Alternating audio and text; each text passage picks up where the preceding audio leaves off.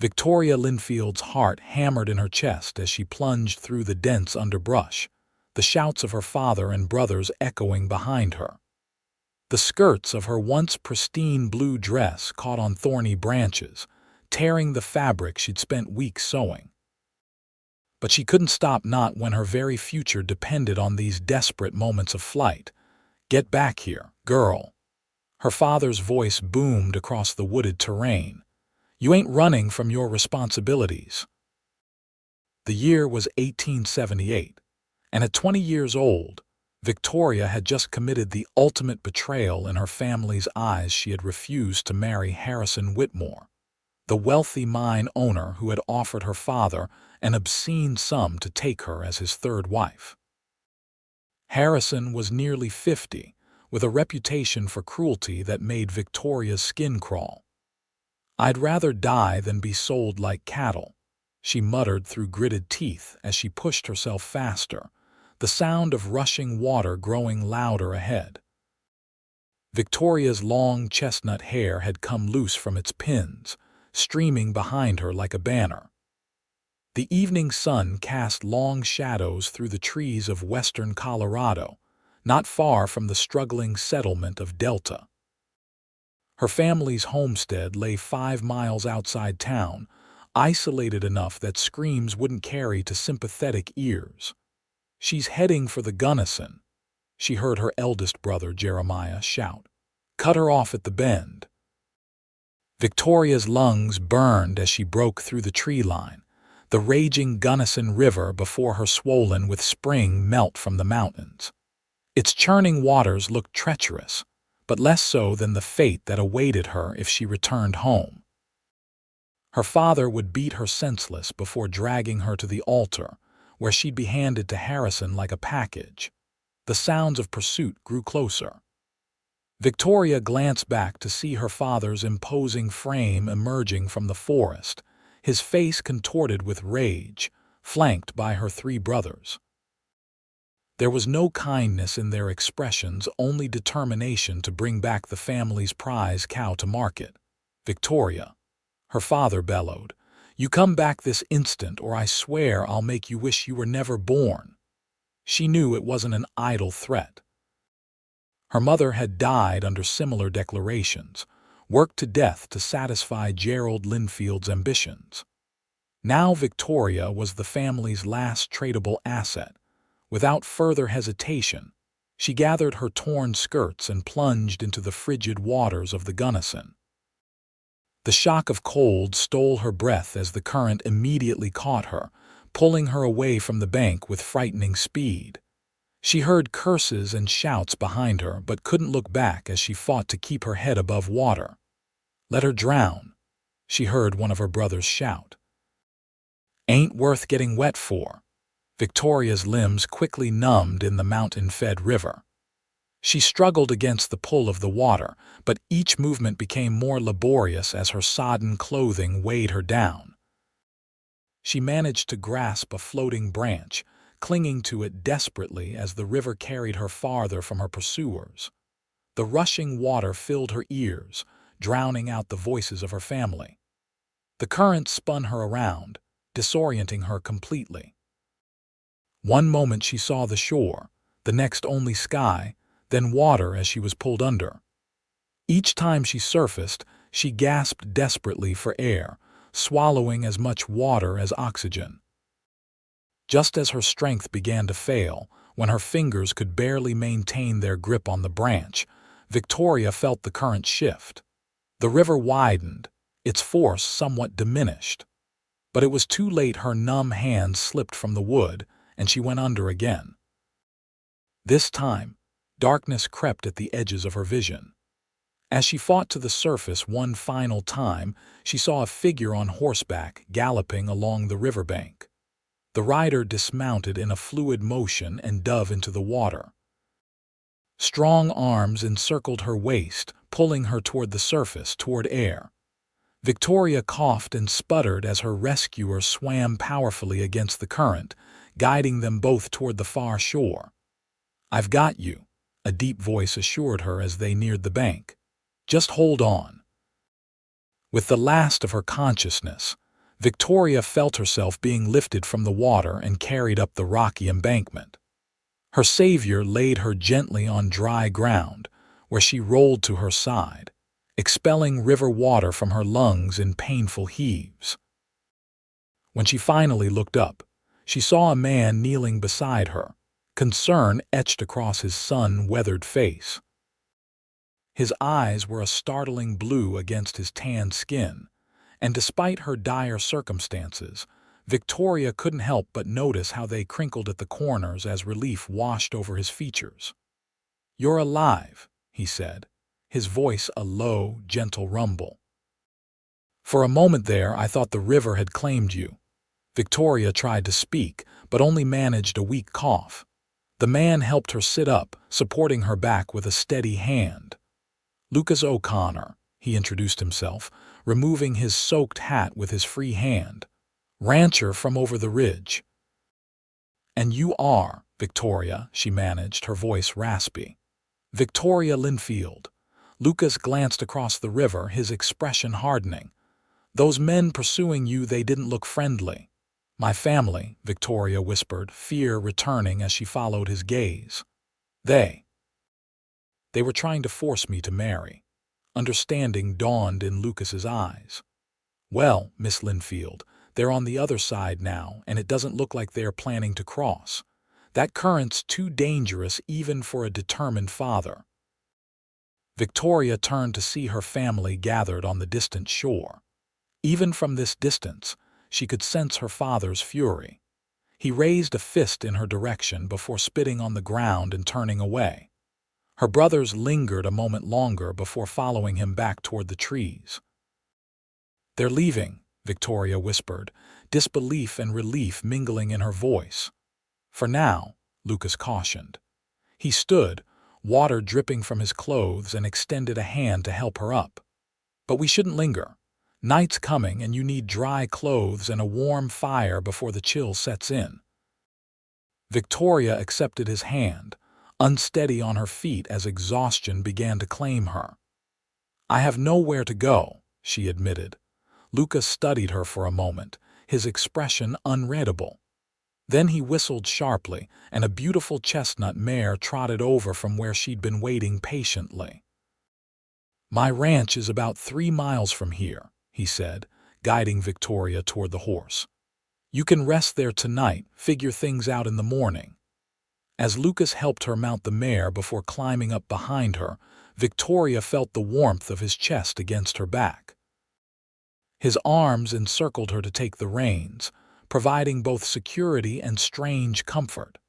"Thank you," she murmured as the horse began to move, carrying them away from the river, away from her past. "You saved my life." "Any decent man would have done the same," Lucas replied. But there was a softness in his voice that suggested perhaps there was more to his actions than mere decency. As they rode together through the gathering dusk, Victoria felt something she hadn't experienced in years' hope. The river had nearly taken her life, but it had also washed away her old existence. What lay ahead remained uncertain, but for this moment, cradled safely in a stranger's arms, she allowed herself to breathe without fear. The rhythm of the horse's gait and the steady beat of Lucas's heart against her back lulled Victoria into a state between wakefulness and sleep. The adrenaline that had propelled her through the forest and river was ebbing, leaving behind bone-deep exhaustion and the first tendrils of pain from countless scratches and bruises. "Stay awake, Miss Linfield," Lucas urged gently, his breath warm against her ear. "We're almost there, but I need you conscious a while longer." Victoria forced her eyes open, focusing on the landscape unfolding before them. The terrain was different on this side of the river, less densely forested, opening into rolling meadows dotted with wildflowers that glowed silver in the emerging moonlight. In the distance, mountains loomed, their snow-capped peaks catching the last pink rays of the setting sun. "It's beautiful," she whispered. "That it is," Lucas agreed. Most folks pass through these parts looking for gold or silver, never noticing the real treasure is the land itself. They crested a small rise, and below them stretched a modest but well-maintained ranch. A sturdy log cabin stood proudly alongside a large barn and corral. Several horses nickered in greeting as they approached, and Victoria spotted cattle grazing in a distant pasture. "O'Connor Ranch," Lucas announced with undisguised pride. "Not the biggest spread in Colorado, but it's mine, free and clear." As they neared the cabin, a light appeared in the window and the door swung open. An elderly man with a shock of white hair stepped onto the porch, squinting into the darkness. "That you, Lucas?" "You're late for supper." The old man's words died as he noticed Victoria. "What in tarnation?" "Found her in the river, Walter," Lucas explained as he dismounted, then reached up to help Victoria down. Her legs buckled beneath her, and Lucas caught her easily, lifting her into his arms. "She needs dry clothes and something hot to drink." Walter hurried forward, concern replacing his surprise. "Bring her inside, boy. I'll stoke the fire." The interior of the cabin was simple but comfortable, with hand-hewn furniture and colorful woven rugs covering the plank floors. A large fireplace dominated one wall, its flames leaping higher as Walter added more logs. Lucas carried Victoria to a rocking chair near the hearth and gently set her down. "Walter's been with me since I started this ranch 5 years ago," Lucas explained as the older man disappeared into another room. "Best cook and ranch hand a man could ask for, though he'd never admit it." "I heard that," Walter called, returning with an armful of clothing. "And flattery won't get you extra biscuits." He handed the bundle to Victoria. "These belonged to Lucas's sister when she visited last summer. They might be a bit large, but they're clean and dry." Victoria accepted the clothes gratefully. "Thank you, mister. Just Walter, miss." "No need for formalities here." He turned to Lucas. "I'll heat up some stew while the lady changes. You ought to get out of those wet clothes yourself before you catch your death." Lucas nodded and disappeared behind a door Victoria presumed led to his bedroom. Walter showed her to a small side room with a wash basin and privacy screen. "Take your time, miss. No one's rushing you here." Alone for the first time since her desperate plunge into the river, Victoria leaned against the wall and allowed herself a moment of pure relief. Her hands trembled as she peeled off her soaked and torn dress, the cold fabric clinging stubbornly to her skin. The clothes Walter had provided, a simple calico dress, woolen stockings, and a thick cardigan, were indeed too large but wonderfully dry. After washing her face and attempting to untangle her hair with her fingers, Victoria emerged to find Lucas already seated at the table, dressed in clean clothes, his damp hair combed back from his forehead. He stood when she entered, an instinctive gesture of respect that surprised her. "Better?" he asked, pulling out a chair for her. Victoria nodded, suddenly shy under his attentive gaze. "Much, thank you." Walter placed bowls of steaming stew before them, along with thick slices of bread still warm from the oven. The aroma made Victoria's stomach growl audibly, reminding her that she hadn't eaten since morning. "Eat," Walter encouraged. "Nothing solves problems better than a full belly." For several minutes they ate in companionable silence. Victoria hadn't realized how hungry she was until the first spoonful touched her lips. The stew was rich with vegetables and tender beef, the bread perfect for sopping up the savory broth. She tried to maintain proper manners, but her hunger won out, and she devoured the meal with unladylike speed.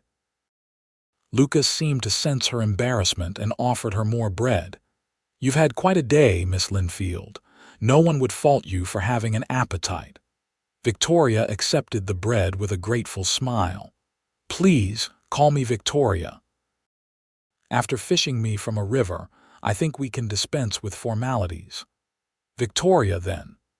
The way he said her name softly, with a slight lilt, made her heart flutter unexpectedly. "If you don't mind my asking, what drove you to such desperate measures today?" Setting down her spoon, Victoria took a deep breath. These men had saved her life. They deserved the truth. "My father arranged my marriage to Harrison Whitmore," she began, noting how Lucas's expression darkened at the name. "He's a mine owner from Denver, wealthy and influential." "And 3 times my age," she added bitterly. "Whitmore," Walter interjected. "That the fellow who owns the Silver Peak mine. Heard he's buried 3 wives already." Victoria nodded grimly. "My father didn't care about those rumors. He only saw the bride price enough to pay off our farm debts and then some." Her fingers twisted nervously in her lap. "When I refused, he said I had no choice, that I belonged to him until I belonged to a husband." Lucas's jaw tightened. "No person belongs to another, not in this country." "Not anymore." "My father disagrees," Victoria said softly. "When I tried to run away this morning, he and my brothers caught me. They locked me in the root cellar until the wedding arrangements could be finalized." Her voice wavered. "I managed to pry open the door when they were occupied with dinner. I ran and they pursued. The river wasn't part of my plan, but it seemed preferable to the alternative." Walter let out a low whistle. "Mighty brave of you, miss." Lucas studied her with newfound respect. "Or desperate?" "Both, I suppose," Victoria admitted. "And now I've lost everything. My home, my family, what few possessions I had." The reality of her situation suddenly overwhelmed her, and she blinked rapidly to hold back tears. "You've gained your freedom," Lucas said firmly. "That's worth more than any possession." Victoria looked up, meeting his steady gaze. "Freedom to do what, exactly? I have no money, no skills beyond keeping house and basic farm work." Lucas exchanged a glance with Walter before answering. "Delta's growing fast since the railroad spur came through last year. There's work for those willing to do it. And until you find your footing, you're welcome to stay here." Walter nodded in agreement. "Spare room's been empty since Lucas's sister moved to California. Might as well have someone in it." Victoria stared at them, stunned by their generosity. "You hardly know me. I could be anyone. Most thieves and con artists don't jump into raging rivers to escape their families," Lucas pointed out with a hint of amusement. "Besides, I'm a fair judge of character. Always have been." "It's settled then," Walter declared, standing to clear the dishes. "You'll stay until you decide what comes next. No obligation beyond helping with household chores, which I reckon you can manage." Victoria wanted to protest further, to warn them that her father might come looking for her, that harboring her might bring trouble to their peaceful ranch. But exhaustion was claiming her rapidly, and the prospect of a safe place to sleep tonight was too tempting to refuse. "Thank you," she said simply. "I don't know how I'll ever repay your kindness." Lucas smiled, the warmth reaching his eyes. "Sometimes kindness isn't meant to be repaid, Victoria. Sometimes it's just meant to be passed along when you find someone else in need." Walter showed her to the spare room, a cozy space with a narrow bed covered in a colorful patchwork quilt. "Bathrooms down the hall. There's water in the pitcher for washing up and towels in the chest. If you need anything in the night, don't hesitate to ask." Left alone, Victoria sank onto the bed, emotions finally overwhelming her. She wept quietly for relief, for fear, for the uncertain future. When her tears were spent, she washed her face in the cool water and slipped beneath the quilt. Despite her tumultuous day, sleep came quickly, deep and dreamless. For the first time in years, Victoria Linfield slept without fear of what the morning would bring. Dawn broke with a chorus of roosters and the distant lowing of cattle. Victoria awoke disoriented, the unfamiliar surroundings momentarily confusing until memory rushed back. The river. The rescue. Lucas O'Connor. She rose and dressed quickly in the borrowed clothes, plaiting her still damp hair into a simple braid. When she emerged from her room, she found the cabin empty but for a note on the kitchen table. Gone to check the north pasture. Breakfast in the warming oven. Make yourself at home. Lucas, the gesture touched her. Victoria found fresh biscuits, bacon, and eggs keeping warm as promised. She ate hungrily, then set about washing the dishes and tidying the kitchen. It was the least she could do to begin repaying their hospitality. With the morning chores complete, Victoria ventured outside, breathing deeply of the clear mountain air. The ranch was even more impressive in daylight, nestled in a small valley with a creek running along its western edge, surrounded by rolling grasslands that gave way to forested mountains. Several outbuildings dotted the property, and horses grazed peacefully in a nearby corral. Victoria was admiring the view when the sound of hoofbeats drew her attention. Lucas approached on horseback, his lean frame silhouetted against the morning sun. He rode with the easy confidence of a man born to the saddle, and Victoria found herself watching him with appreciative eyes. "Good morning," he called, dismounting in one fluid motion. "Sleep well, better than I have in years," Victoria admitted. "Your home is beautiful." "Thank you." Lucas removed his hat, running a hand through his dark hair. "It's been hard work, but worth every blister and sunburn." He gestured toward the mountains. "Most of what you can see from here is O'Connor land, about 2,000 acres. Not the biggest spread in the county, but enough to keep me busy." "You've accomplished a lot for a young man," Victoria observed. Lucas couldn't be much past 30, yet he spoke with the quiet authority of someone who had found his purpose in life. "Started young," he explained, leading his horse toward the barn. Victoria fell into step beside him. "My pa was a 49er who struck it moderately rich in California. Used the money to buy this land when Colorado was still just a territory. He taught me ranching from the time I could walk." "And your family, are they nearby?" A shadow crossed Lucas's face. "Lost Pa to pneumonia 5 winters ago. Ma couldn't bear to stay after that, moved back east to live with my sister in San Francisco." He shrugged. "They visit sometimes, but city life suits them better." "I'm sorry about your father," Victoria said softly. Lucas nodded his acknowledgement as they reached the barn. "Walter's been like family since then. Man could have retired years ago, but he claims he'd just die of boredom." Inside the barn, Lucas removed his horse's saddle and began brushing the animal down. Victoria leaned against a stall door, watching his methodical movements. "Mr. O'Connor, Lucas," he corrected. "If I'm calling you Victoria, it's only fair," she smiled. "Lucas, then. I've been thinking about your offer to stay, and while I'm immensely grateful, I can't impose indefinitely. Perhaps there's work in town I could find, a room I could rent." Lucas continued brushing his horse, seemingly contemplating her words. "There's the Delta Hotel that sometimes needs help. The general store, too. But rooms for single women are scarce and without references." He left the implication hanging. Victoria understood the challenges a woman alone faced in a frontier town. Without family or connections, finding respectable work and lodging would be difficult. "What if you stayed here," Lucas suggested, "and worked for your keep until you've saved enough to establish yourself properly?"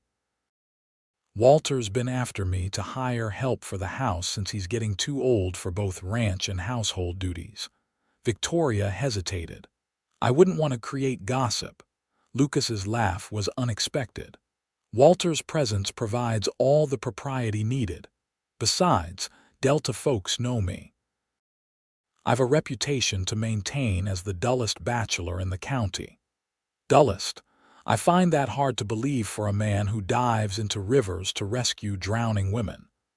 That was an exception to my typically boring existence, he assured her with a grin that suggested he was anything but dull.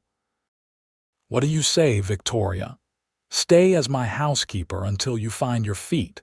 The offer was generous and practical. Victoria couldn't deny the appeal of remaining in this peaceful place, away from the immediate threat of her family's reach. I accept, she said. But I insist on a fair wage, documented so there's no misunderstanding of our arrangement. Lucas extended his hand, and they shook on it formally. Welcome to O'Connor Ranch, Miss Linfield. You start today. The next week passed in a blur of activity as Victoria settled into life at the ranch. Lucas was a fair employer, providing her with a written agreement for wages and responsibilities that left her feeling secure in their arrangement. Walter seemed delighted to relinquish the cooking and cleaning duties, focusing instead on his preferred ranch work.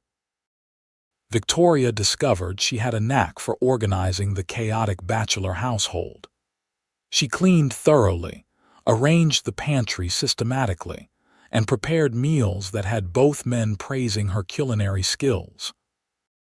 In the evenings, they would gather in the main room, Walter telling tall tales of his youth while Lucas mended tack or whittled intricate wooden figures. It was a peaceful existence, but Victoria remained vigilant. Each day, she scanned the horizon, half expecting to see her father and brothers riding toward the ranch. Lucas noticed her anxiety and sought to reassure her. TheGunnisons still high from spring runoff. He told her one evening as they sat on the porch watching the sunset. The nearest crossing is the bridge in town, and that's a good 20 miles from where your family would have to start. Even if they knew where you were, it's not an easy journey. You don't know my father, Victoria replied, her hands fidgeting with her apron. He doesn't give up what he considers his property, and Harrison Whitmore isn't a man accustomed to disappointment. Lucas studied her profile, noting the tension in her jaw. You're safe here, Victoria, I promise you that. She turned to meet his gaze, searching his eyes for any hint of uncertainty. Finding none, she nodded slowly.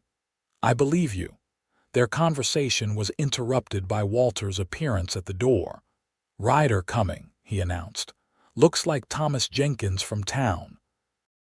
Lucas stood, his expression curious rather than concerned. Wonder what brings him out this way so late. They watched as a man on a dappled gray horse approached the ranch house, waving as he drew near. Thomas Jenkins was the postmaster in Delta, a jovial man in his 50s with a perpetual smile beneath his bushy mustache. Evening, O'Connor, he called, reining in his horse. Sorry to disturb you after supper. No disturbance, Tom, Lucas assured him. Climb down and rest a spell. Jenkins dismounted, tipping his hat to Victoria. Evening, madam. You must be the new housekeeper Walter mentioned when he was in town. Victoria nodded, relieved that her presence had already been explained in a respectable context. What brings you out this way? Lucas asked, offering the postmaster a seat on the porch. Two things, Jenkins replied, accepting a cup of coffee from Walter. First, got a telegram for you about that bull you've been inquiring after. Owner in Denver says he'll hold him until next month's stock auction. Lucas nodded. Appreciate you bringing the news. And the second matter, Jenkins's expression grew more serious. Thought you should know there's been strangers in town asking questions. 3 men and an older fellow rough-looking bunch. Been showing around a daguerreotype of a young woman, offering a reward for information. Victoria felt the blood drain from her face. Lucas's hand found hers, squeezing gently in reassurance. What sort of questions? Lucas asked, his voice carefully neutral. Wanting to know if anyone matching her description had come through town recently. Said she was a runaway daughter, mentally unstable and in need of her family's care. Jenkins glanced at Victoria. "I gather from your reaction, madam, that you might be acquainted with these individuals." Victoria's throat felt dry. "My father and brothers," she whispered. Jenkins nodded sagely. "Thought as much. Sheriff Holloway didn't take kindly to them. Said if the girl was grown, she had every right to go where she pleased. The older man, your father, I reckon got mighty heated about that. Sheriff suggested they move along before he decided to investigate their story more thoroughly." "Did they leave town?" Lucas asked. "Headed out this morning, but I couldn't say in which direction." Jenkins finished his coffee. "Folks in town weren't too forthcoming with them. Delta's a small place, but we mind our own business." "Thank you for the warning, Tom," Lucas said, standing to shake the man's hand. "We appreciate you riding out." Jenkins mounted his horse, settling his hat more firmly on his head. "One more thing, they left that photograph with the barkeep at the Silver Dollar, offering $50 to anyone who brings information. Just so you know." After the postmaster had ridden away, Victoria sat in stunned silence, her earlier fears confirmed. They were looking for her and they wouldn't stop easily. $50 is a lot of money, she finally said.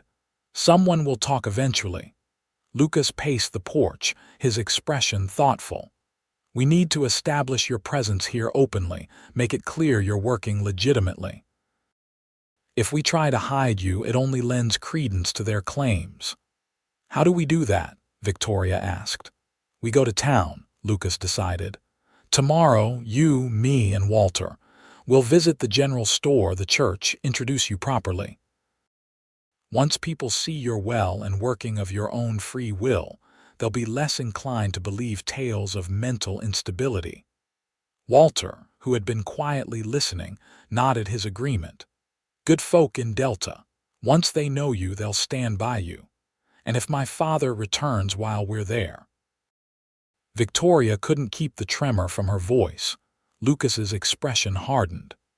"Then he'll learn that in Colorado territory, a woman of age can choose her own path, and that some choices can't be undone with threats or bride prices." The confidence in his voice steadied her. "Very well. We'll go to town tomorrow." That night, Victoria lay awake long after retiring to her room. The knowledge that her family was actively searching for her had shattered her growing sense of security. Would she ever be truly free of them? And what of Harrison Whitmore, a man with wealth and connections far beyond her father's? If he had set his mind on having her, would he simply accept her disappearance? A soft knock interrupted her troubled thoughts. She rose and opened the door to find Lucas standing there, a concerned expression on his face. "I saw your light still burning," he explained.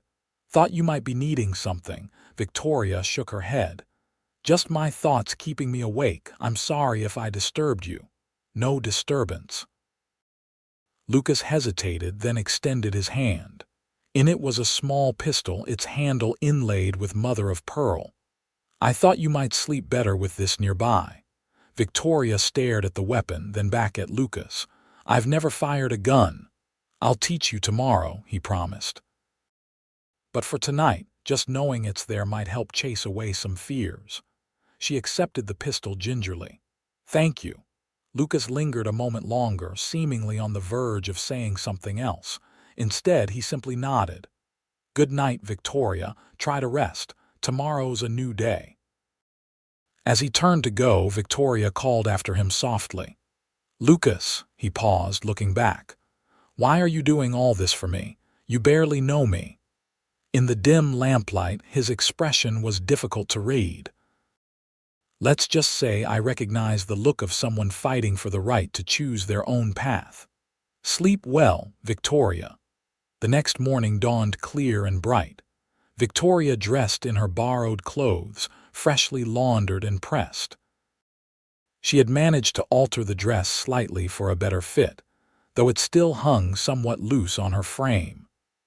Her hair she arranged in a simple but neat style, wanting to present a composed appearance to the townspeople. When she emerged from her room, Lucas was waiting in the main area, dressed in his best clothes, clean trousers, a pressed shirt, and a vest that emphasized the breadth of his shoulders. He wore his gun belt low on his hips, a silent statement of capability. "You look nice," he said, the compliment genuine if somewhat awkwardly delivered. "Thank you," Victoria replied, feeling a blush warm her cheeks. "These aren't my clothes, but I've tried to make them presentable." "We'll remedy that today," Lucas assured her. "The general store carries fabric and notions. Consider it an advance on your wages." Walter joined them, also in his Sunday best. "Wagon's ready whenever you are." The journey to Delta took just over an hour, the wagon following a well-worn trail that wound through pastureland and stands of aspen. Victoria sat between the two men, increasingly nervous as they approached civilization. Delta had grown considerably since the railroad spur's completion the previous year. What had once been little more than a trading post now boasted several streets of businesses and homes, with new construction underway on the outskirts. The main street featured a hotel, general store, bank, church, and the inevitable saloons that serviced the miners and cowboys passing through. Lucas parked the wagon in front of the general store, helping Victoria down with a steadying hand at her elbow. "Ready?" he asked quietly. Victoria took a deep breath and nodded. Together they entered the store, the bell above the door announcing their arrival. Martha Reynolds, the proprietor's wife, looked up from behind the counter. "Lucas O'Connor, twice in 1 month we're honored," she teased. Her curious gaze shifted to Victoria. "And who might this be?" Lucas performed the introduction smoothly. "Mrs. Reynolds, may I present Miss Victoria Linfield, recently of Denver. She's taken the position of housekeeper at my ranch."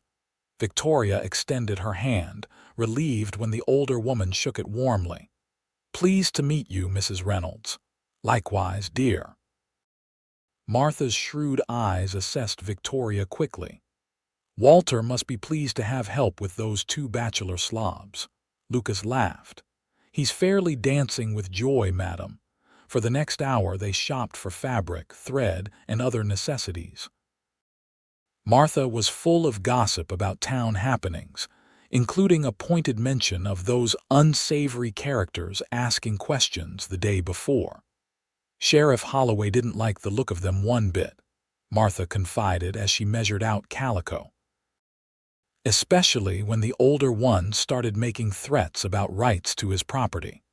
Sheriff reminded him that people aren't property in Colorado territory." By the time they left the store, laden with purchases, Victoria felt marginally more at ease. Martha Reynolds had clearly accepted Lucas's explanation of her presence, and in a small town like Delta, the storekeeper's wife's opinion carried significant weight. Their next stop was the church, where they found Reverend Matthews tending the small garden beside the whitewashed building. "Lucas, my boy," the minister greeted them cheerfully. "And Walter, what brings you to town on a Tuesday?" Again, Lucas introduced Victoria, explaining her position at the ranch. The Reverend welcomed her warmly to the community, inviting her to Sunday services and the ladies' quilting circle that met weekly. "It's important for newcomers to make connections," he said kindly, "especially young women far from family." "Thank you, Reverend," Victoria replied, genuinely touched by his welcome. "I'd be delighted to attend." Their final stop was the sheriff's office, a deliberate choice on Lucas's part. Sheriff Holloway was a former Texas Ranger who had settled in Delta after the war, bringing with him a reputation for fairness and a no-nonsense approach to law enforcement. The sheriff was at his desk when they entered, reading through wanted posters with a furrowed brow. He looked up, recognition and something like understanding crossing his weathered features when he saw Victoria. "Mr. O'Connor," he greeted Lucas, standing to shake his hand. I believe I met some relatives of your companion yesterday. Lucas nodded. That's partly why we're here, Sheriff. I'd like to introduce Miss Victoria Linfield, who has recently taken employment at my ranch as housekeeper. Sheriff Holloway studied Victoria thoughtfully. Those men claimed their daughter was unstable, in need of family care. You don't look unstable to me, Miss Linfield. I'm perfectly sound of mind, Sheriff, Victoria assured him. What I am is unwilling to be forced into marriage with a man 3 times my age for my father's financial benefit. The sheriff nodded slowly. I suspected as much. The older man had a certain, mercenary look about him. He sat back down, gesturing for them to take seats opposite his desk.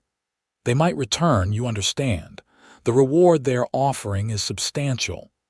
$50 for information, we heard, Lucas confirmed. Up to 100 now, the sheriff corrected. They increased it before leaving town. He focused on Victoria.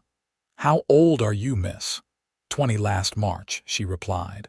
Then you're legally entitled to make your own decisions. Sheriff Holloway's expression was resolute. Should they return, I'll make that abundantly clear, but be vigilant. Men like that don't always respect the law when it conflicts with their interests. Their business in town concluded, they stopped for a simple lunch at the hotel dining room before starting back to the ranch. Victoria felt simultaneously relieved and exhausted by the morning's activities. They had established her presence openly, exactly as Lucas had planned. The townspeople they'd encountered had been welcoming, seemingly accepting her at face value, yet the sheriff's warning lingered in her mind. $100 was an enormous sum, enough to tempt even decent people into betrayal. And her father wasn't likely to abandon his plans easily, especially with Harrison Whitmore's money backing him.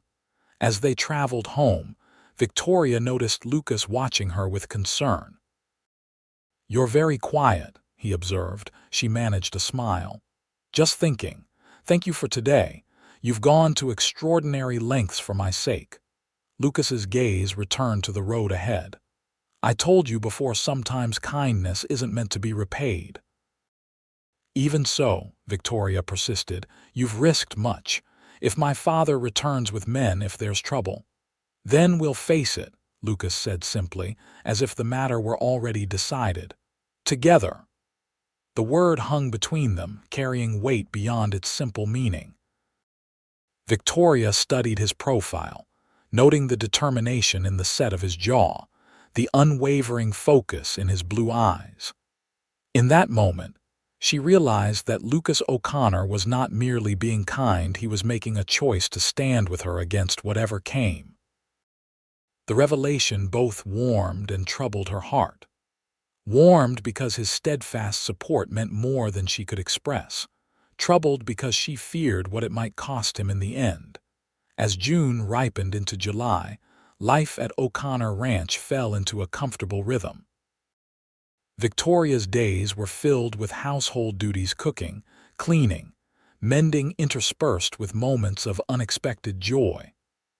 Lucas taught her to ride properly, not side saddle as she'd been raised, but astride like the ranch women of Colorado. He kept his promise to teach her to shoot as well, patient with her initial fear of the weapon. The gun itself isn't good or evil, he explained as they practiced behind the barn. It's merely a tool. What matters is the hand that holds it and the heart that guides the hand. Under his tutelage, Victoria became a fair shot, able to hit a can placed on a fence post at 20 paces. The knowledge that she could defend herself if necessary gave her a newfound confidence that extended beyond their shooting lessons. On Sundays, they attended church in Delta, Victoria sitting between Lucas and Walter in the family pew. Afterward, she would join the ladies of the congregation for quilting or charitable works, while the men discussed ranch business. She made friends cautiously, Martha Reynolds, the doctor's wife, Louisa Palmer, and a young widow named Rebecca Ames who ran the hotel dining room. Through these connections, Victoria began to hear whispers about her situation. The story of the men searching for a runaway daughter had circulated, embellished with each telling. Some versions painted her as an heiress fleeing an arranged marriage. Others suggested she had stolen family valuables before disappearing. Victoria neither confirmed nor denied these rumors, preferring to let her present conduct speak for itself. Lucas accompanied her everywhere in town, a protective shadow that attracted its own speculation. Rebecca Ames teased Victoria gently about her handsome guardian during one quilting session. "He watches you like a hawk," Rebecca observed. "Not that I blame him. You're a pretty young thing, and eligible men outnumber eligible women 10 to 1 in these parts." Victoria felt her cheeks warm. "It's not like that. Lucas is my employer, nothing more." Rebecca exchanged knowing glances with the other women. "If you say so, dear. But I haven't seen Lucas O'Connor attend church so regularly since his mother moved away. Something or someone has certainly captured his attention." Victoria changed the subject quickly, uncomfortable with the implication. Yet she couldn't deny that something had shifted between herself and Lucas in recent weeks. Their conversations lingered into the evening after Walter retired. Their hands occasionally brushed while working together, sending unexpected tingles up her arm. Sometimes she would look up to find his gaze on her, thoughtful and intense, before he quickly looked away. These moments both thrilled and frightened her. Lucas O'Connor was unlike any man she had known, honorable, gentle despite his strength, respectful of her opinions and abilities. If circumstances had been different, if she hadn't arrived at his door as a desperate fugitive. But circumstances were what they were. Victoria reminded herself that her position was precarious, her future uncertain. Even if Lucas felt something beyond kindness toward her, pursuing such feelings would only complicate an already complex situation. Better to maintain the boundaries of employer and employee, at least until she was truly free of her past. July gave way to August, bringing with it scorching days and the annual Delta Harvest Festival. The entire town prepared for 3 days of celebration, with competitions, dancing, and feasting to mark the end of summer. "You should attend," Lucas told Victoria as they sat on the porch one evening, watching heat lightning flicker over the distant mountains. "It would do you good to enjoy yourself for once." Victoria hesitated. "It seems frivolous when there's so much work to be done." "The work will wait," Lucas insisted. "Besides, Walter and I need to attend the livestock auction. Might as well make a proper outing of it." In truth, Victoria was eager to experience the festival. Her childhood had contained few celebrations, her father considering such events wasteful indulgences. The prospect of music, dancing, and carefree enjoyment was tempting indeed. "Very well," she agreed. "But I have nothing suitable to wear for dancing." Lucas smiled, clearly pleased by her acceptance. "I believe Martha Reynolds mentioned that her niece is visiting from Denver, similar in size to you if I recall. Perhaps she might loan you something appropriate." The morning of the festival dawned clear and hot. Lucas and Walter departed early for the livestock auction, leaving Victoria to finish her chores before joining them in town. She worked quickly, excitement building as she contemplated the day ahead. Just after noon, she saddled the gentle mare Lucas had assigned for her use and started for Delta. The road was busy with wagons and riders all headed to the festival, the atmosphere festive with anticipation. Martha Reynolds had indeed arranged for her niece's spare dress, a lovely creation of blue silk that complemented Victoria's chestnut hair beautifully. After changing in a back room of the general store, Victoria hardly recognized her reflection in Martha's looking glass. "My dear, you look absolutely transformed," Martha declared, adjusting the dress's lace collar. "Lucas O'Connor won't know what hit him." Victoria protested weakly, but Martha merely patted her hand with grandmotherly understanding. "I've seen how that young man looks at you, and how you look at him when you think no one notices. Life's too short to waste time denying what's in your heart." Before Victoria could formulate a response, Martha hurried her out to the town square where the festivities were in full swing. A platform had been erected for musicians. Bunting and flowers decorated every available surface, and tables groaned under the weight of potluck offerings. Victoria searched the crowd for Lucas, eventually spotting him near the livestock pens deep in conversation with several ranchers. He hadn't noticed her yet, giving her a moment to observe him unawares. He stood tall among the other men, his presence commanding without being overbearing. The summer sun had darkened his skin and lightened streaks in his dark hair. When he laughed at something one of the men said, the sound carried across the square, making Victoria smile in response. As if sensing her gaze, Lucas looked up, his eyes scanning the crowd until they found her. For a moment, he simply stared, his conversation forgotten. Then he excused himself from the group and began making his way toward her, weaving through the throng with determined steps. "Victoria," he greeted her, his voice slightly breathless. "You look. That is, the dress is very becoming." "Thank you," she replied, inexplicably shy under his admiring gaze. "Martha's niece was kind enough to lend it to me." "I must remember to thank her," Lucas said, still looking at Victoria with something like wonder. "Would you care to walk with me? The judging for preserves is about to begin, and I hear Mrs. Palmer has entered her famous blackberry jam."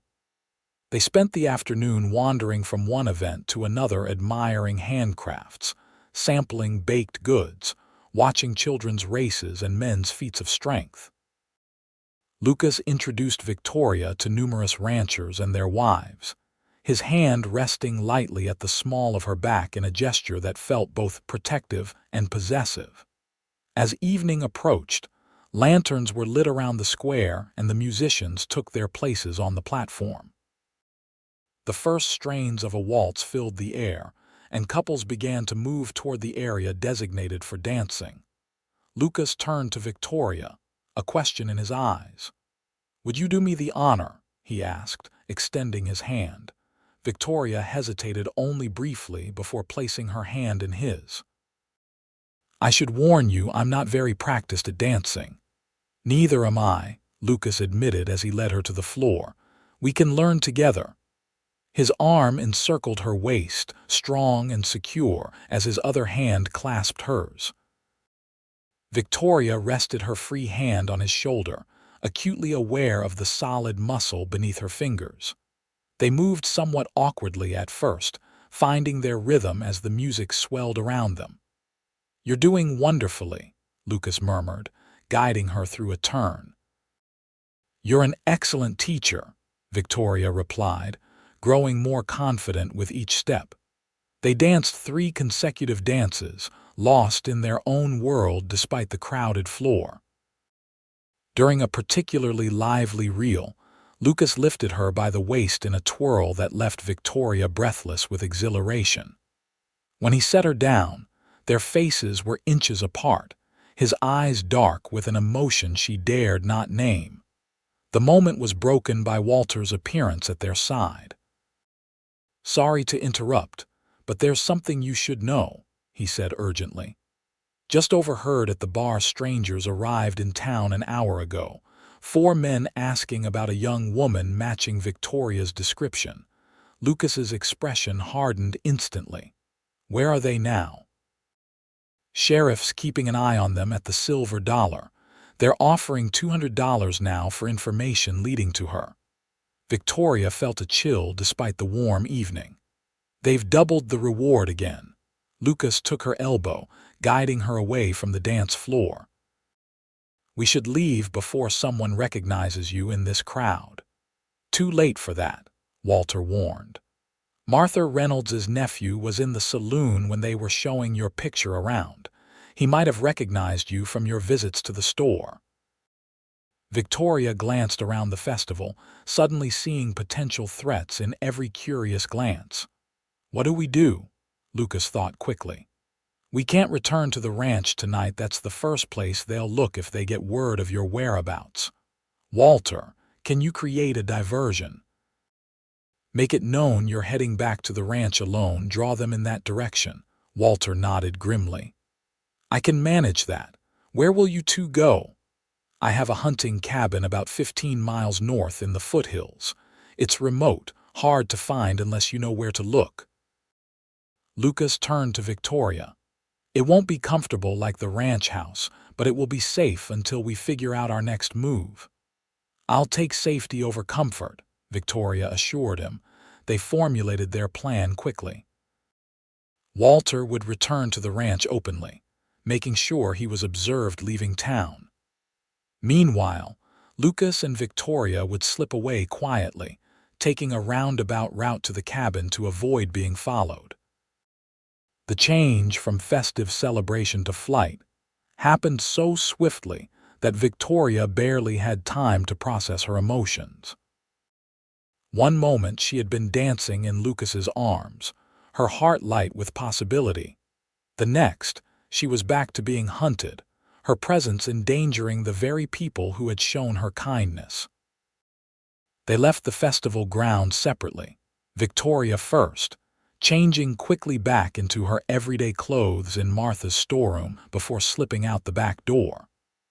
Lucas met her at the livery stable where they saddled fresh horses, leaving Victoria's mare behind to avoid recognition. Night had fallen completely by the time they rode out of Delta, taking a little-used trail that led north into increasingly rugged terrain.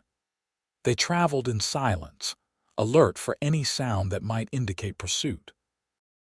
The moon provided enough light to navigate, but Lucas still led them carefully, mindful of the treacherous footing. After nearly 3 hours of hard riding, they reached a densely wooded area where the trail all but disappeared. Lucas dismounted, helping Victoria down from her horse. "We'll walk from here," he whispered. "The cabin's about half a mile further, but there's no proper trail." They led the horses through the trees, the ground rising steadily beneath their feet.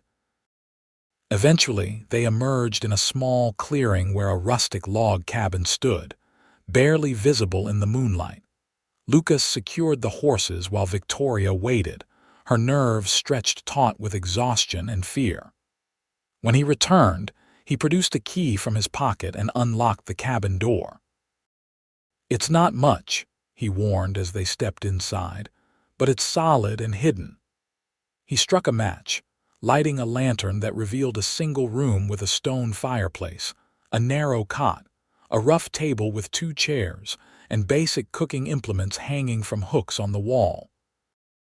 A bearskin rug covered part of the plank floor, and firewood was stacked neatly beside the hearth. "It's perfect," Victoria said, meaning it despite the cabin's simplicity. In that moment, any shelter from pursuit seemed luxurious. Lucas built a small fire to take the chill from the night air. Victoria removed her shawl and sat on one of the chairs, suddenly overwhelmed by the day's dramatic shift. "I'm so sorry," she said, her voice catching. "You've been nothing but kind, and I've brought this danger to your doorstep." Lucas knelt before her, taking her hands in his. "Victoria, look at me." She raised her eyes to meet his, finding no reproach there, only steadfast determination. "You have nothing to apologize for," he said firmly.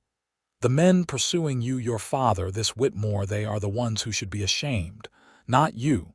Never you." A tear slipped down Victoria's cheek. "But Walter, your ranch, Walter is a crafty old fox who survived Apache raids and Confederate patrols. He can handle a few bullies." Lucas squeezed her hands gently. "As for the ranch, it's just land and buildings. Important, yes, but not worth sacrificing a person's freedom and happiness. Victoria studied his face in the flickering firelight, wondering at the man before her. Why Lucas? Why risk so much for someone you barely knew? Lucas released her hand slowly, rising to add another log to the fire. For a long moment he stood with his back to her, shoulders tense with some internal struggle. When I was 16, he finally began, his voice low, my sister Margaret Maggie, we called her, fell in love with a young man from a neighboring ranch. Our father disapproved. The boy's family had Southern sympathies during the war, and Pa had fought for the Union. He forbade the relationship. He turned to face Victoria, his expression haunted by memory. Maggie defied him. She and her young man planned to elope to California. When Pa discovered their plan, he locked her in her room until she came to her senses. She escaped through a window, but in her haste she fell. Broke her leg badly. Victoria gasped softly, her hand covering her mouth. The doctor said she'd never walk properly again, Lucas continued. Her young man couldn't face the prospect of a crippled wife. He left without her. That's terrible, Victoria whispered. Lucas nodded grimly. What was worse was watching what it did to Maggie, not the limp she adapted to that, but the spirit inside her dimmed. She became a shadow of herself, going through the motions of living without truly being alive. He sat in the chair opposite Victoria, leaning forward with his elbows on his knees. When you told me about your father arranging your marriage, about being treated as property rather than a person with dreams and desires of your own, I saw Maggie in you. Except you were still fighting, still refusing to let them extinguish your spirit. Victoria reached across the small space between them, placing her hand on his arm. I'm so sorry about your sister. She's better now, Lucas said. Found her own way eventually. The man she married in San Francisco loves her for who she is, limp and all. He covered Victoria's hand with his own. But I promised myself years ago that if I ever encountered someone in a similar situation, someone being denied the right to choose their own path, I would help if I could. Understanding dawned in Victoria's eyes. That's why you pulled me from the river. Why you offered me shelter, employment. At first, yes, Lucas admitted. But now, he fell silent, his gaze dropping to their joined hands. Victoria's heart quickened at the unfinished thought hanging between them. Now, she prompted softly. Lucas looked up, his blue eyes intense in the firelight. Now I help you because I care what happens to you, Victoria Linfield. Because in these past months, you've become important to me in ways I never anticipated.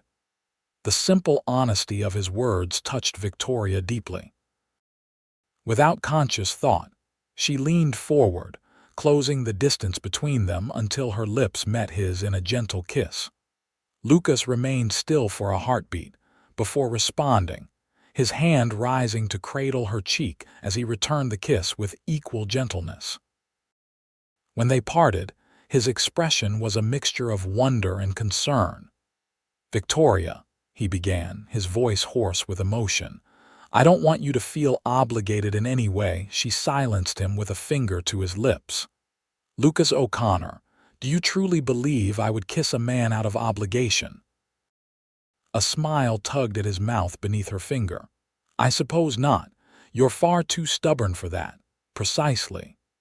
Victoria withdrew her hand, her own smile fading as reality reasserted itself. But we still face a difficult situation. My father won't give up easily, especially with Harrison Whitmore's money motivating him. Lucas nodded, once again the practical rancher. We have options. We could leave Colorado altogether, California, Oregon, even the Arizona territory. And abandon your ranch, everything you've built. Victoria shook her head. I won't let you make that sacrifice. Then we face them, Lucas said simply. Establish legally that you're acting of your own free will. Sheriff Holloway would support us. The territorial courts recognize a woman's right to determine her own future. Victoria considered this. A legal battle would be costly, drawn out, and Whitmore has connections, influence that could sway judges. They discussed possibilities late into the night, weighing each option carefully. Eventually, exhaustion overcame them. Lucas insisted Victoria take the cot, while he slept on the bearskin rug before the fire. As Victoria drifted toward sleep, wrapped in a rough wool blanket that smelled of pine and smoke, she found herself facing an unexpected truth. Somewhere between the river and this hidden cabin, between fear and hope, she had fallen in love with Lucas O'Connor. The realization should have terrified her, given their uncertain circumstances. Instead, it filled her with a strange, calm resolve. Whatever challenges awaited them, they would face them together. Dawn broke with pale fingers of light seeping through the cabin's single window. Victoria awoke to find Lucas already up, tending the fire and brewing coffee in a battered pot. "Good morning," he greeted her softly. "Sleep well." Victoria sat up, combing her fingers through her tangled hair. "Better than I expected. Any sign of trouble?" "None." Lucas poured coffee into a tin cup and brought it to her. "We're well hidden here. Few people even know this cabin exists." They shared a simple breakfast of jerky and hard biscuits from Lucas's saddlebags, discussing their next move in the clear light of morning. They decided to remain at the cabin for at least 2 days, giving Walter time to assess the situation in town and at the ranch. If they followed him back, they'll be watching the main house, Lucas reasoned. Walter will find a way to send word once it's safe to return. The enforced isolation of the cabin might have been awkward after the previous night's revelations, but instead, Victoria found a curious peace in the simple routine they established. They took turns tending the horses, gathering firewood, and preparing their meager meals. In between these tasks, they really talked about their lives, hopes and fears in a way they never had before. Lucas told her about his childhood on the ranch, about his father's dreams for the land and his own vision for its future. Victoria shared stories of her mother, who had taught her to read and sew before succumbing to pneumonia when Victoria was 12. After her death, Victoria's father had grown increasingly bitter and mercenary, viewing his children as assets rather than family. "My brothers learned from his example," she explained as they sat outside the cabin on the second afternoon, enjoying the mountain sunshine. "They became hard men, interested only in what could be gained, never what could be given." "And yet you remain different," Lucas observed. "How?" Victoria considered the question. "My mother's books, perhaps. She left me her small collection poetry, novels, even some philosophical works. Father thought reading a waste of time for women, but I read in secret. Those books showed me worlds beyond our homestead, ways of thinking beyond my father's narrow views." "You're remarkable," Lucas said simply. Victoria blushed under his admiring gaze. "Hardly. I merely refused to become what he wanted me to be, a commodity to be traded for advantage." "That takes more courage than most people possess," Lucas insisted. "Standing against family, against everything you've been taught to accept, that's remarkable, Victoria." Their conversation was interrupted by the distant sound of a horse approaching. Instantly alert, Lucas reached for his rifle, motioning for Victoria to move behind the cabin. "Stay out of sight," he whispered. "I'll handle this." Victoria retreated as directed, her heart pounding as she listened to the approaching rider. Had they been discovered? Was it her father or one of her brothers? Or worse, men hired by Harrison Whitmore to retrieve his intended bride? The sound of Walter's distinctive whistle filtered through the trees, and Victoria sagged with relief. Lucas responded with a similar call, lowering his rifle as Walter's horse came into view.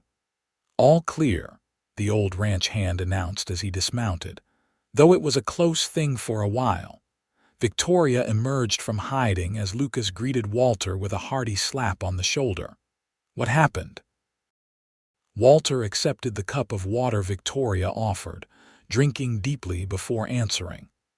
"Your father and brothers followed me back to the ranch that night, just as we expected. Searched the place top to bottom while I pretended to cooperate. When they didn't find you, they got rough." Lucas's expression darkened at the bruise now visible on Walter's cheekbone. "They hurt you?" Walter waved off his concern. "I've had worse from falling off horses. Besides, Sheriff Holloway arrived before they could get too enthusiastic with their questioning. Seems someone in town tipped him off that strangers were heading to your ranch with ill intent."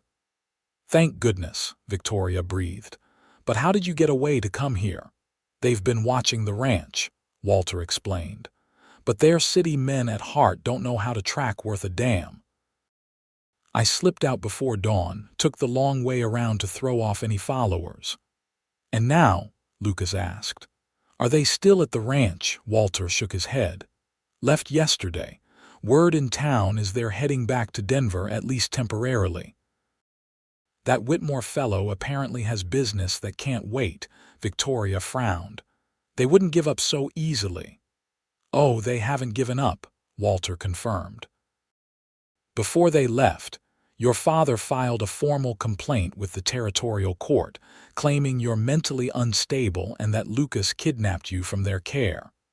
They're returning with legal papers and probably more men." Lucas cursed under his breath. "How much time do we have?" "A week, maybe 2, Walter estimated. "Depends on how quickly they can navigate the territorial bureaucracy." They returned to the ranch that afternoon, riding cautiously and taking a circuitous route to avoid any potential watchers. The main house appeared undisturbed from the outside, but inside bore evidence of the thorough search Walter had described: drawers left open, furniture moved, Victoria's few possessions scattered. "They were looking for anything that might indicate where you'd gone," Walter explained as Victoria gathered her belongings. "Or perhaps proof that you weren't here willingly." Lucas paced the main room, deep in thought. "We need a plan before they return, legal representation at minimum." "Delta's lawyer is hardly equipped to handle this sort of case," Walter pointed out. "You'd need someone from Denver who understands territorial law regarding guardianship and women's rights." "Then I'll go to Denver," Lucas decided. "Tomorrow.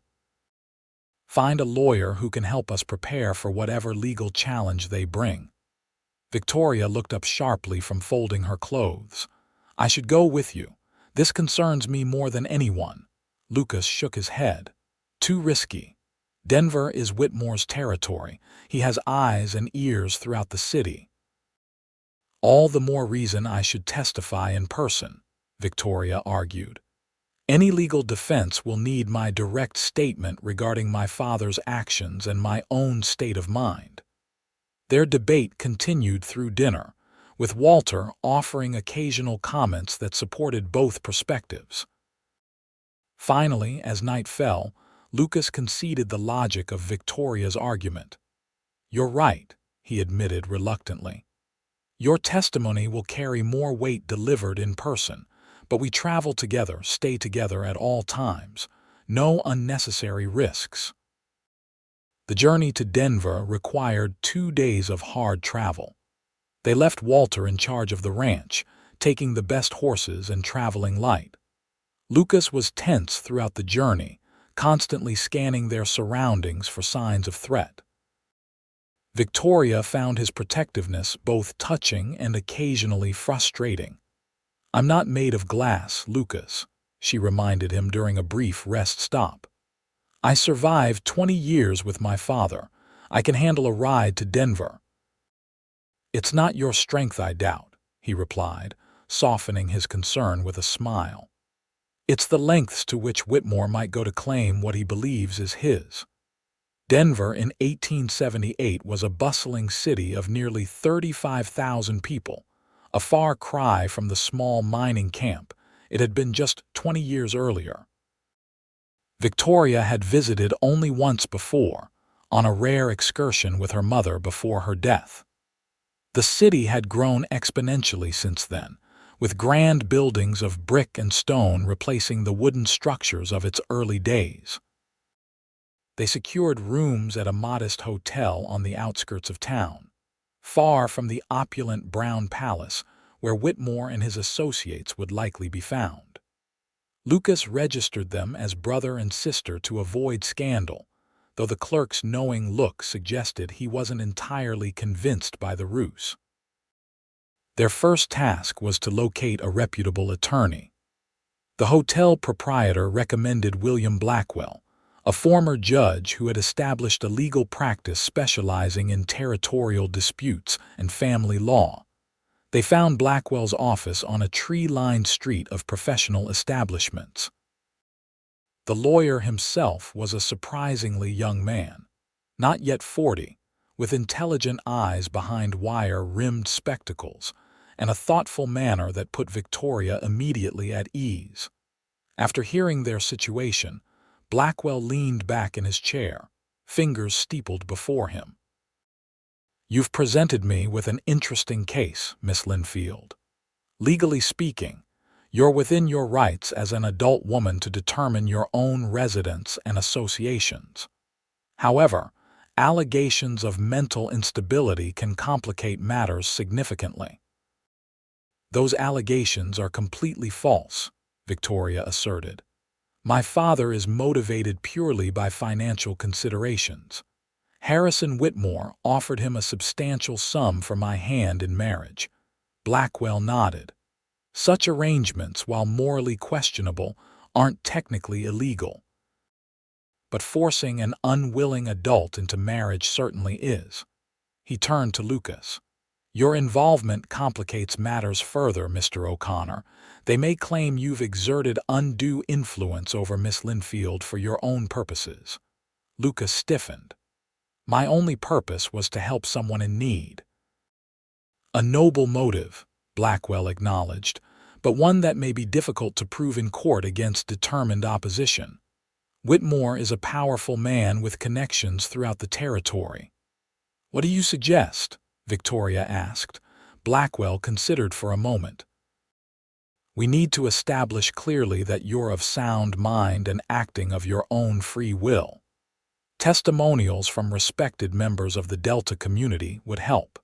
Medical examination by an impartial physician to refute claims of instability. And most importantly, a clear demonstration that your rejection of this arranged marriage predates your association with Mr. O'Connor." "How do we demonstrate that?" Lucas asked. "Were there witnesses to previous attempts to refuse the match?" "Anyone your father might have confided in about your reluctance," Victoria thought carefully. "Our neighbor, Mrs. Hollister. She visited the day before I fled.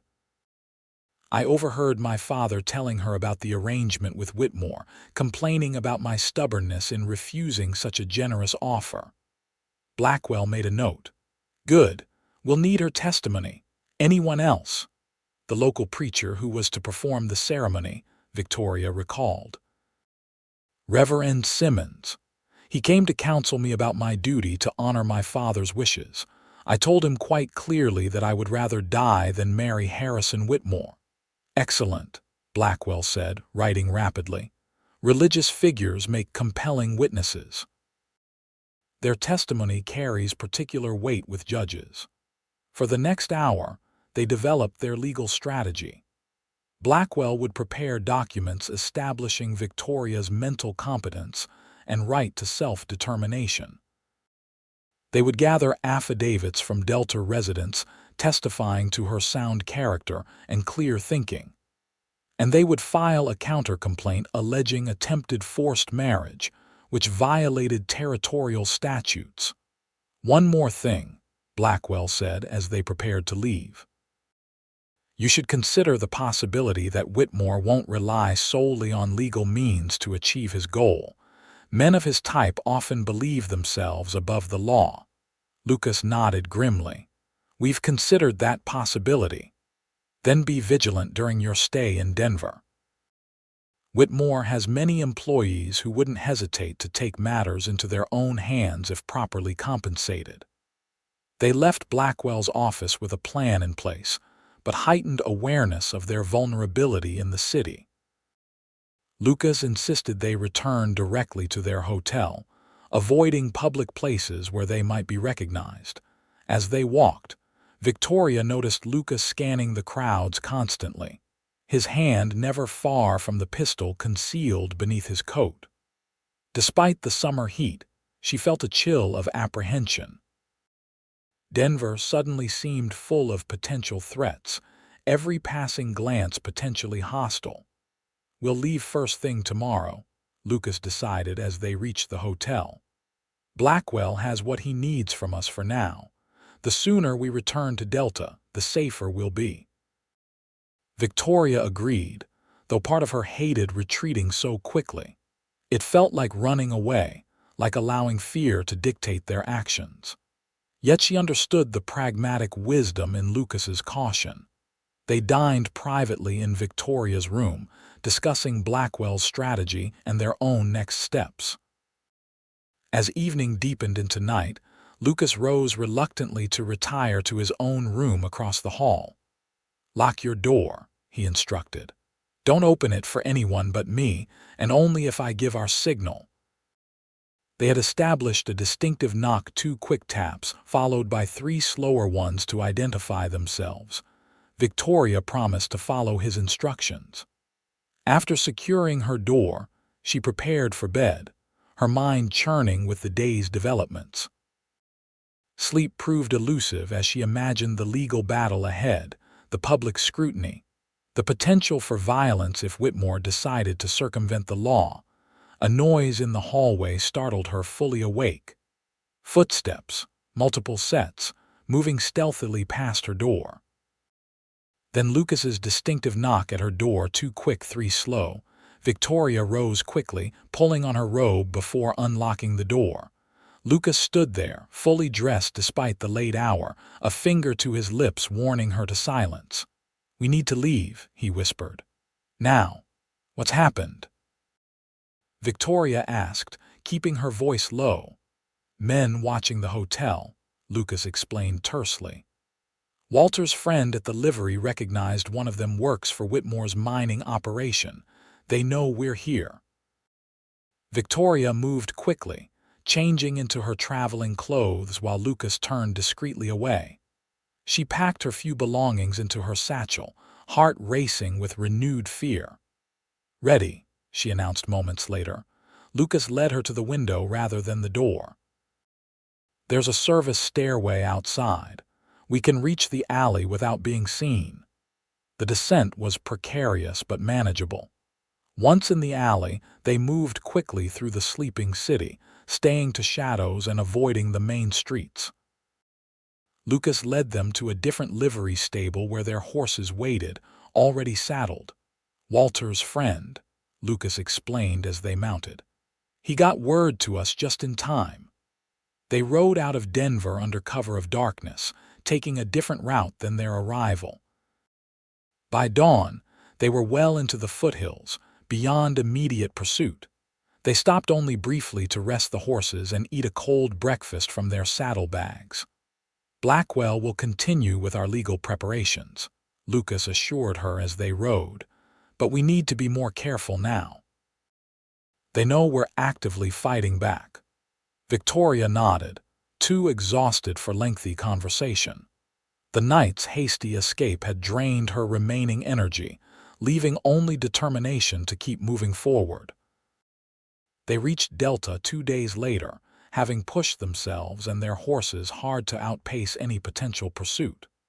Walter greeted them with obvious relief, having received word of the Denver situation through his network of friends. "Thought you might not make it back," he admitted. Word is Whitmore's offered $500 for information on your whereabouts now. The escalating reward confirmed the mining magnate's determination. $500 was a fortune in the territory, enough to tempt even honest men into betrayal. For the next week, they lived in a state of constant vigilance. Lucas arranged for trusted ranch hands to patrol the property boundaries. Victoria never ventured beyond the immediate vicinity of the house. Walter made trips to town for supplies and information, reporting that rumors of the situation had spread throughout Delta and beyond. "Most folks are on your side," he told Victoria after one such trip. "Particularly the women. Seems the story of a young woman fleeing forced marriage to a wealthy older man has captured their imaginations." This unexpected support was heartening, but it didn't diminish the very real threat they faced. Blackwell sent regular updates via telegraph, legal preparations proceeding well, affidavits gathered from several Delta residents, a court date set for the following month. "A month," Victoria said when Lucas shared this news. "Can we maintain this state of siege for that long?" Lucas took her hand, his thumb tracing gentle circles on her palm. "We can do whatever we must. The important thing is that we have a fighting chance now. The law may yet provide the protection you need." Victoria wanted to believe him, but doubt lingered. Harrison Whitmore had not accumulated his fortune by accepting defeat gracefully. Her father's stubborn pride wouldn't allow him to simply walk away from his planned arrangement.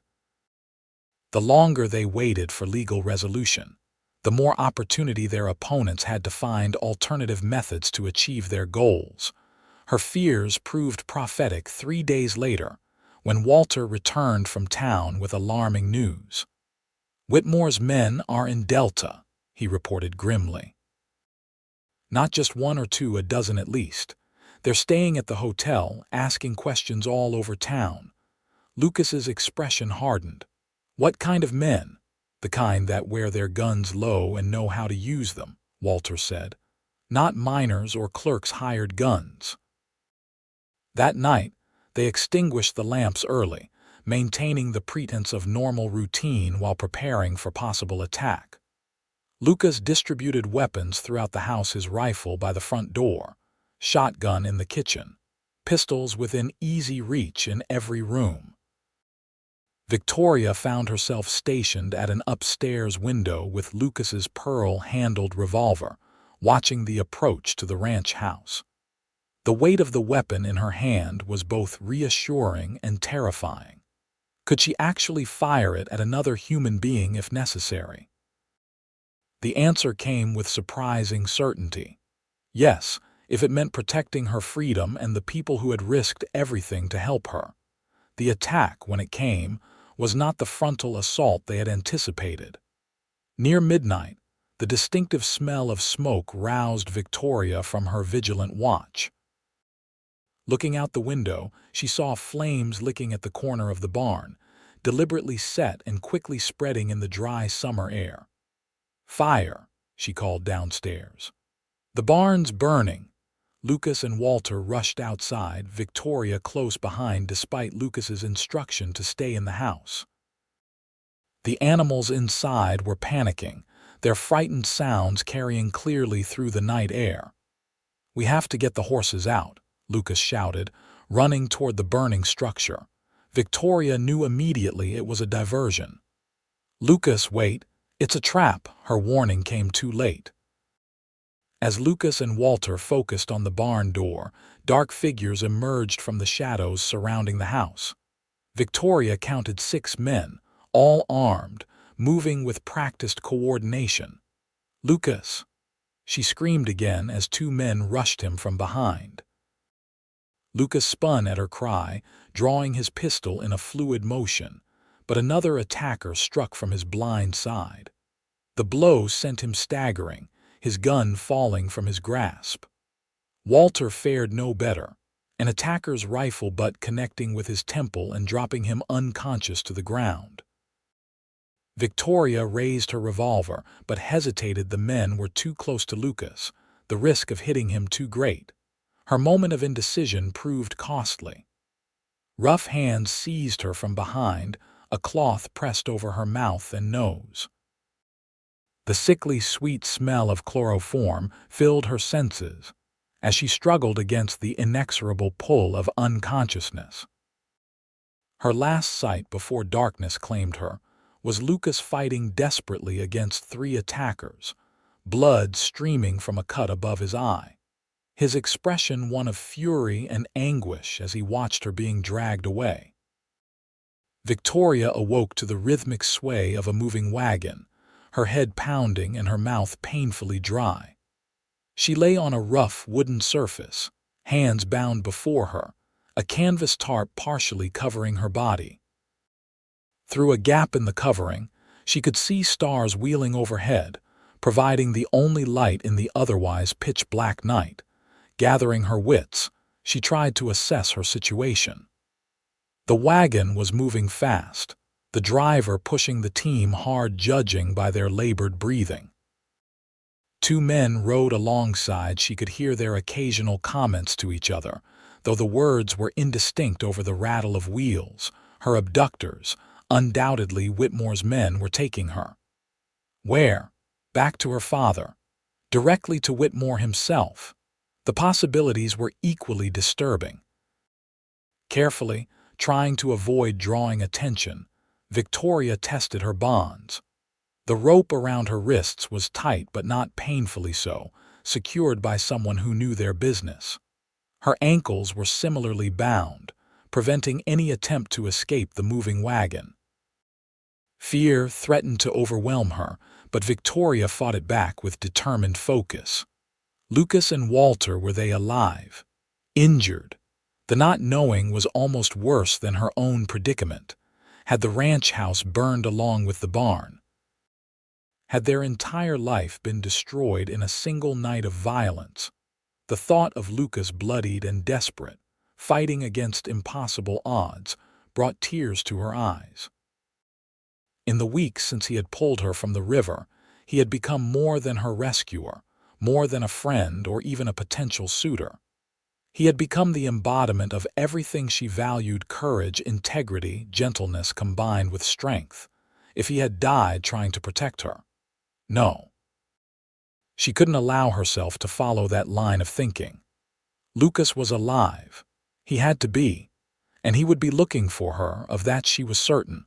The wagon continued through the night, taking roads less traveled, judging by the rough terrain. Victoria estimated they had been moving for at least 5 hours when the first hint of dawn appeared on the horizon. Shortly thereafter, the wagon slowed, turning onto what felt like a private drive. Victoria closed her eyes, pretending unconsciousness as the wagon came to a complete stop. Male voices surrounded the vehicle, one giving orders to the others.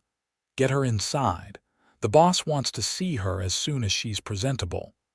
Rough hands pulled her from the wagon, carrying her into a building. Through slitted eyes, Victoria glimpsed a substantial stone house, not a ranch dwelling, but something more refined, with manicured grounds visible in the growing light. She was taken to a bedroom on the 2nd floor and placed on a bed. When the door closed behind her captors, Victoria opened her eyes fully, surveying her surroundings. The room was luxuriously appointed with quality furniture, expensive draperies, and a thick carpet. A prison, but a gilded one. Testing her bonds again, Victoria found them as secure as before. She was contemplating her limited options when the door opened to admit a woman middle-aged, plainly dressed, with a severe expression that softened slightly when she saw Victoria's bound hands. "That won't be necessary now," she said, producing a small knife from her pocket. She cut the ropes binding Victoria's wrists and ankles, her touch impersonal but not unkind. "I'm Mrs. Graves, the housekeeper. Mr. Whitmore instructed me to help you prepare for breakfast." Victoria rubbed her wrists, wincing at the tender skin where the rope had chafed. "Where am I?" Mr. Whitmore's country estate, the housekeeper replied, about 20 miles outside Denver.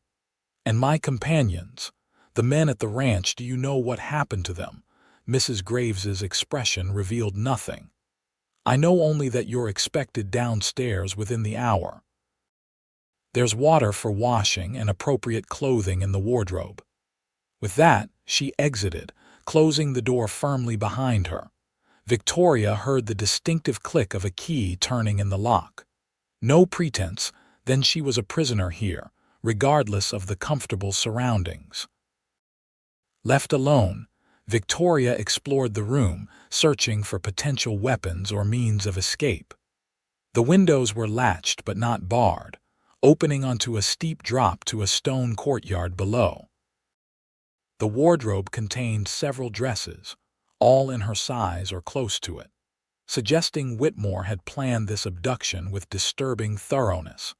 Finding no immediate means of escape, Victoria decided to comply outwardly while looking for opportunities. She washed quickly with the provided water, then selected the simplest of the dresses, a morning gown of pale blue cotton, modest in design if expensive in materials. When Mrs. Graves returned, she looked Victoria over with professional assessment. "You'll do. Mr. Whitmore awaits you in the breakfast room." Victoria was escorted downstairs through a grand entrance hall, decorated with paintings and sculptures that spoke of considerable wealth. The breakfast room proved to be a sunny chamber overlooking formal gardens, set with fine china and crystal that gleamed in the morning light. Harrison Whitmore rose as she entered, a tall, imposing figure with silver-streaked dark hair and cold gray eyes. At 53, he maintained the physique of a younger man, his tailored clothing emphasizing broad shoulders and a trim waist. He might have been considered handsome but for the calculating assessment in his gaze as it traveled over Victoria. "Miss Linfield," he greeted her with a slight bow. "At last we meet properly. Please be seated." Victoria remained standing, her chin lifted in defiance. "I prefer to stand, Mr. Whitmore.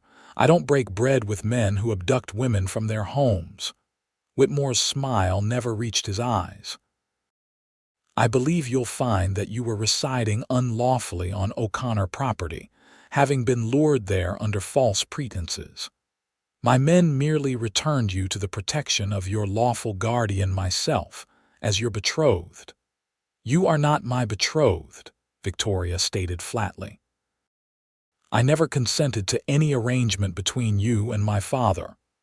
"Your consent is immaterial," Whitmore replied, his tone still pleasant though his expression hardened. "Your father accepted my suit on your behalf, as is his right. The contract is binding." "Not in territorial law," Victoria countered. "Adult women cannot be contracted into marriage without their consent." Whitmore's eyebrow rose slightly. "I see O'Connor's lawyer has been filling your head with legal theories.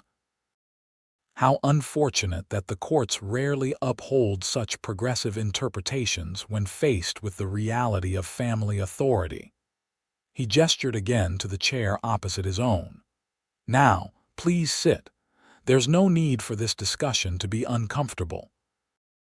Recognizing that continued defiance would gain her nothing at this point, Victoria sat stiffly, accepting a cup of tea from Mrs. Graves but refusing the offered plate of food. "Where is my father?" she asked.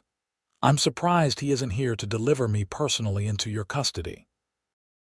"Gerald is attending to business matters in Denver," Whitmore explained smoothly.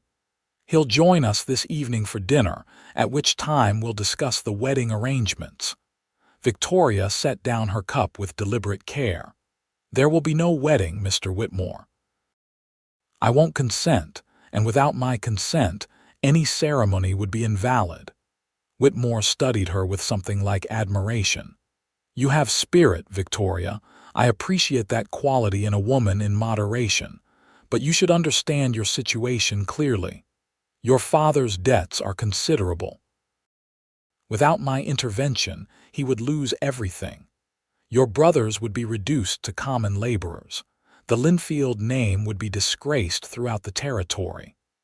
My father's financial mismanagement is not my responsibility, Victoria replied, nor are my brothers' futures.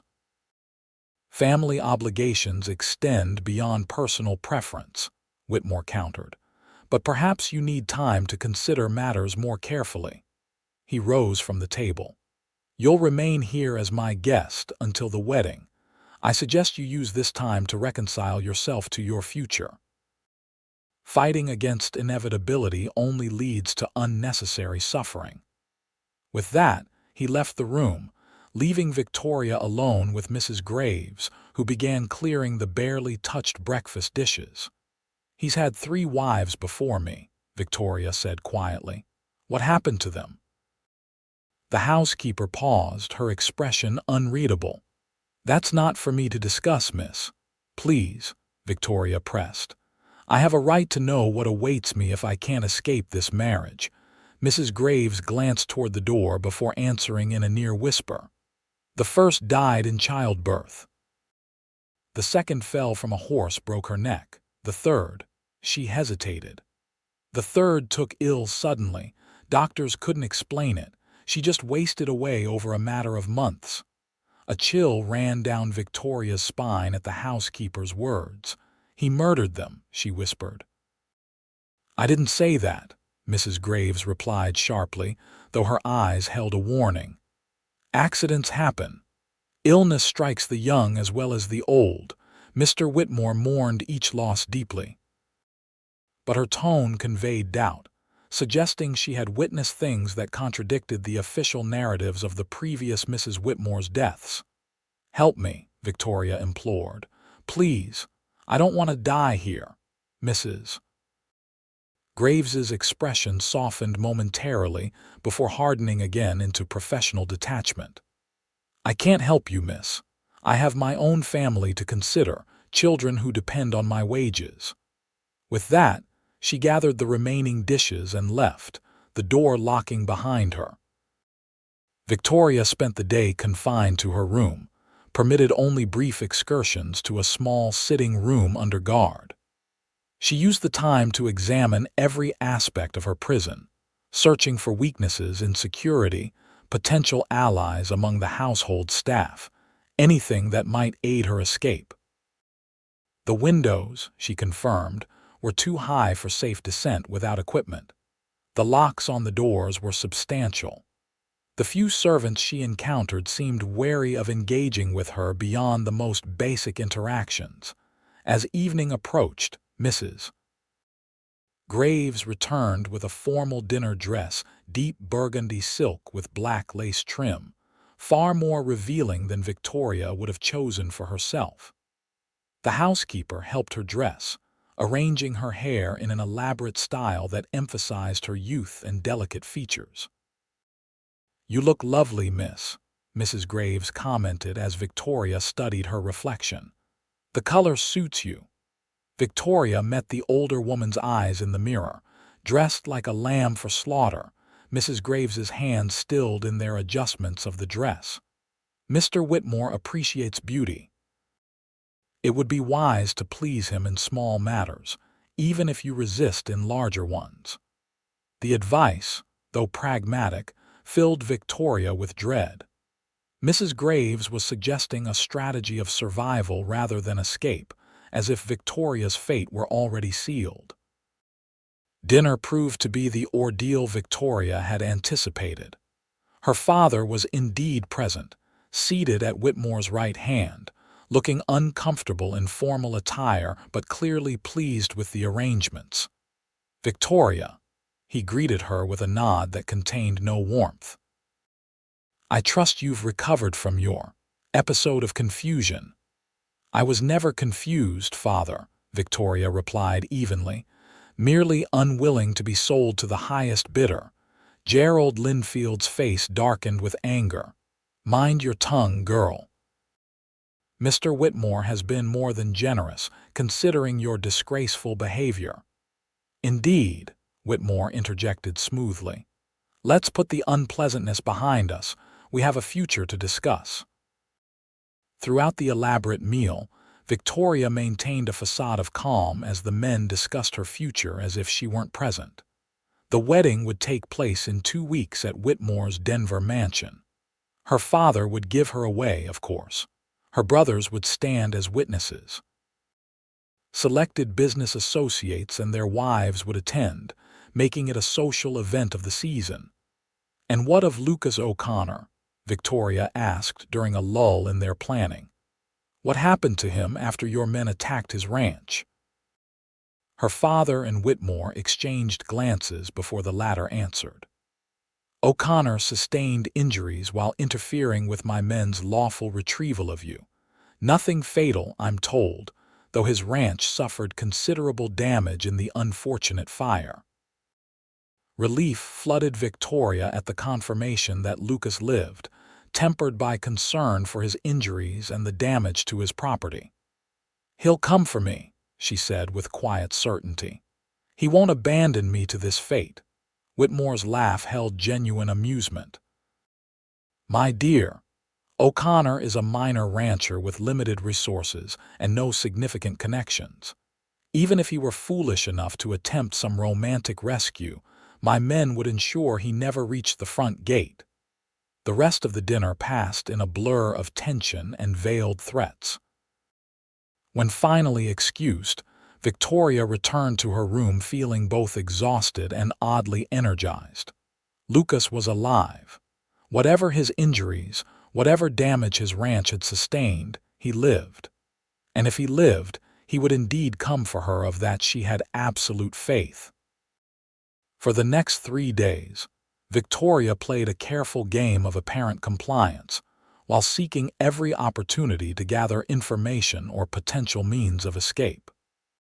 She accepted the fine clothing provided, ate the elaborate meals served, and endured Whitmore's increasingly possessive attention during carefully supervised encounters.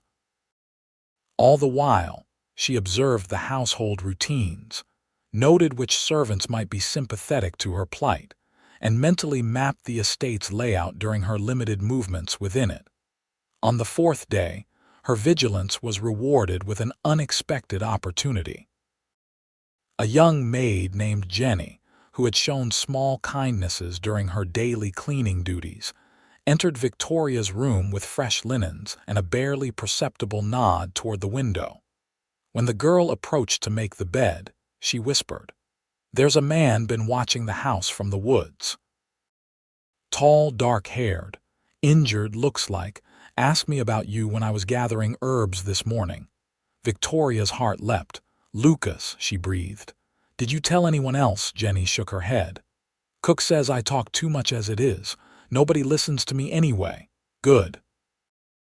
Victoria lowered her voice further.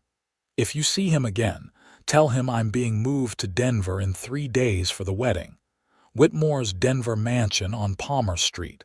Jenny nodded slightly as she continued her work. "He said to tell you he hasn't forgotten his promise, whatever that means." Promise. The word echoed in Victoria's mind, recalling Lucas's vow that she would never be forced to marry against her will, that he would protect her freedom whatever the cost. That night, Victoria could barely sleep, hope and fear warring within her. Lucas was near, planning something despite his injuries. But Whitmore's estate was well guarded, and the mining magnate's resources vastly outmatched those of a single determined rancher. The next day brought an unexpected development. Whitmore announced over breakfast that their departure for Denver would be moved forward. "We leave tomorrow," he informed Victoria. "My business associates have arranged a reception in our honor the following evening. It would be impolite to miss it." Victoria maintained her composure with effort. "So soon? I thought we weren't departing until the day after next." "Plans change," Whitmore replied, studying her reaction with shrewd eyes. "I find it best to remain flexible in my arrangements, less opportunity for disruption that way." His emphasis made it clear he suspected something. Had he discovered Lucas's presence near the estate? Had someone overheard her whispered exchange with Jenny? Victoria spent the day in a state of carefully concealed panic, trying to devise a way to get word to Lucas about the change in plans. But Jenny didn't appear for her usual cleaning duties, and when Victoria inquired casually about her absence, Mrs. Graves informed her that the girl had been reassigned to the laundry. A deliberate separation, then. Whitmore was taking no chances. That evening, as Victoria prepared for her last night at the estate, a soft knock at her door heralded Mrs. Graves's arrival with a sleeping draft. "Mr. Whitmore suggests this will help you rest before our journey," the housekeeper explained, placing the small vial on the bedside table. "The road to Denver can be taxing." Victoria eyed the vial suspiciously. "I don't require medication to sleep, Mrs. Graves." "Nevertheless, Mr. Whitmore insists he'll check personally that you've taken it." After the housekeeper departed, Victoria lifted the vial, contemplating its contents.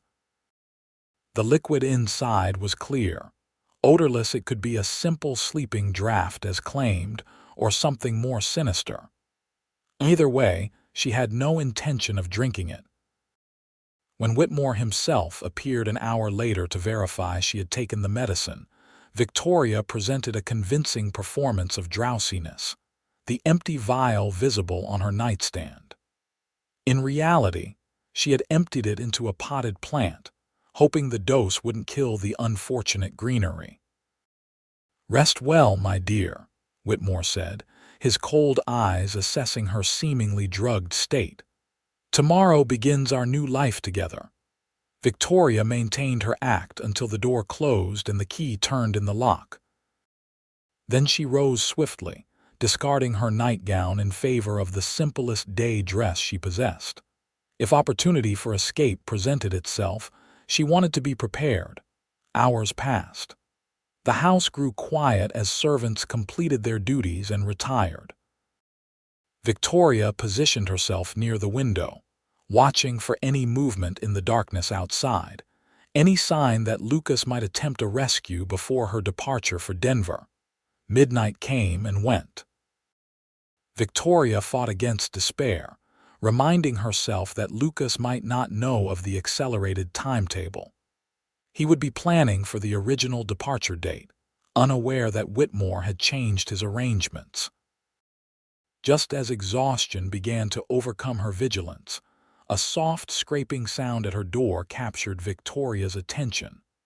The lock was being manipulated from the outside, the mechanism protesting quietly as someone worked at it with what sounded like metal picks.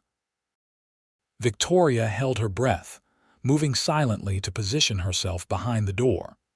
It could be Whitmore, coming to verify her drugged state or worse, or it could be rescue. The lock finally gave way with a soft click. The door opened slowly, revealing not Lucas's tall form but the slight figure of Jenny the maid, her expression a mixture of fear and determination. "Quickly," Jenny whispered. "The night watchman will make his rounds in 10 minutes." Victoria didn't waste time with questions, following the girl into the darkened hallway. Jenny led her through servants' passages and back stairways, avoiding the main areas where guards might be posted. "Your friend," Jenny explained in a breathless whisper as they descended a narrow staircase. "He found me in the laundry. Said to get you out through the kitchen garden if I could. He's waiting with horses by the south wood." They reached the kitchen level, moving silently past storerooms and the main cooking area. Jenny paused at a small door that Victoria guessed led to the garden mentioned. "The grounds are patrolled," Jenny warned, "but the men stick to the main paths. If you stay in the shadows along the hedge line, you should reach the woods unseen." Victoria gripped the girl's hand gratefully. "Why are you risking this for me?" Jenny's expression hardened. "My sister was Mr. Whitmore's second wife, the one who fell from a horse. She was terrified of horses, never would have ridden one willingly, but nobody questioned his story." The revelation stunned Victoria. "I'm so sorry." "Just go," Jenny urged. Live the life Catherine never got to have. With a final squeeze of the girl's hand, Victoria slipped through the door into the night air. The kitchen garden was illuminated only by moonlight, the herbs and vegetables casting strange shadows across the pathways. Following Jenny's instructions, Victoria kept to the shadows along a tall hedge, moving as quickly as she dared toward the distant tree line. Twice she froze as guards passed nearby, their lanterns swinging in lazy arcs as they patrolled the formal gardens. The distance to the woods seemed to stretch endlessly, each step a potential disaster if she were spotted. But determination drove her forward. Freedom lay ahead not just from this estate, but from the fate her father and Whitmore had planned for her. After what seemed an eternity, Victoria reached the edge of the woods. She paused, uncertain which direction to take when a low whistle sounded from her left. Turning, she saw Lucas emerging from the deeper shadows, leading 2 horses. "Victoria," he breathed, reaching for her with his free arm. She went to him without hesitation, relief overwhelming her as his familiar strength enfolded her. "Lucas, you came. I promised, didn't I?" His voice was rough with emotion as he held her tightly against him. When they separated, Victoria noted the bandage visible beneath his hat, the careful way he favored his left side. "You're hurt." "Nothing that won't heal," he assured her. "Walter got the worst of it, concussion that had him seeing double for days, but he's recovering well." "The ranch?" Victoria asked, dreading the answer. "Barn's gone, along with 2 good horses we couldn't get out in time. House survived with minimal damage. Lucas helped her mount one of the horses, but none of that matters now. We need to put distance between us and Whitmore before they discover you're missing." They rode hard through the night, following game trails and forgotten paths rather than main roads. Lucas clearly knew the terrain well, navigating confidently despite the darkness. "Where are we going?" Victoria asked during a brief rest to water the horses. "Not back to Delta, at least not immediately," Lucas replied.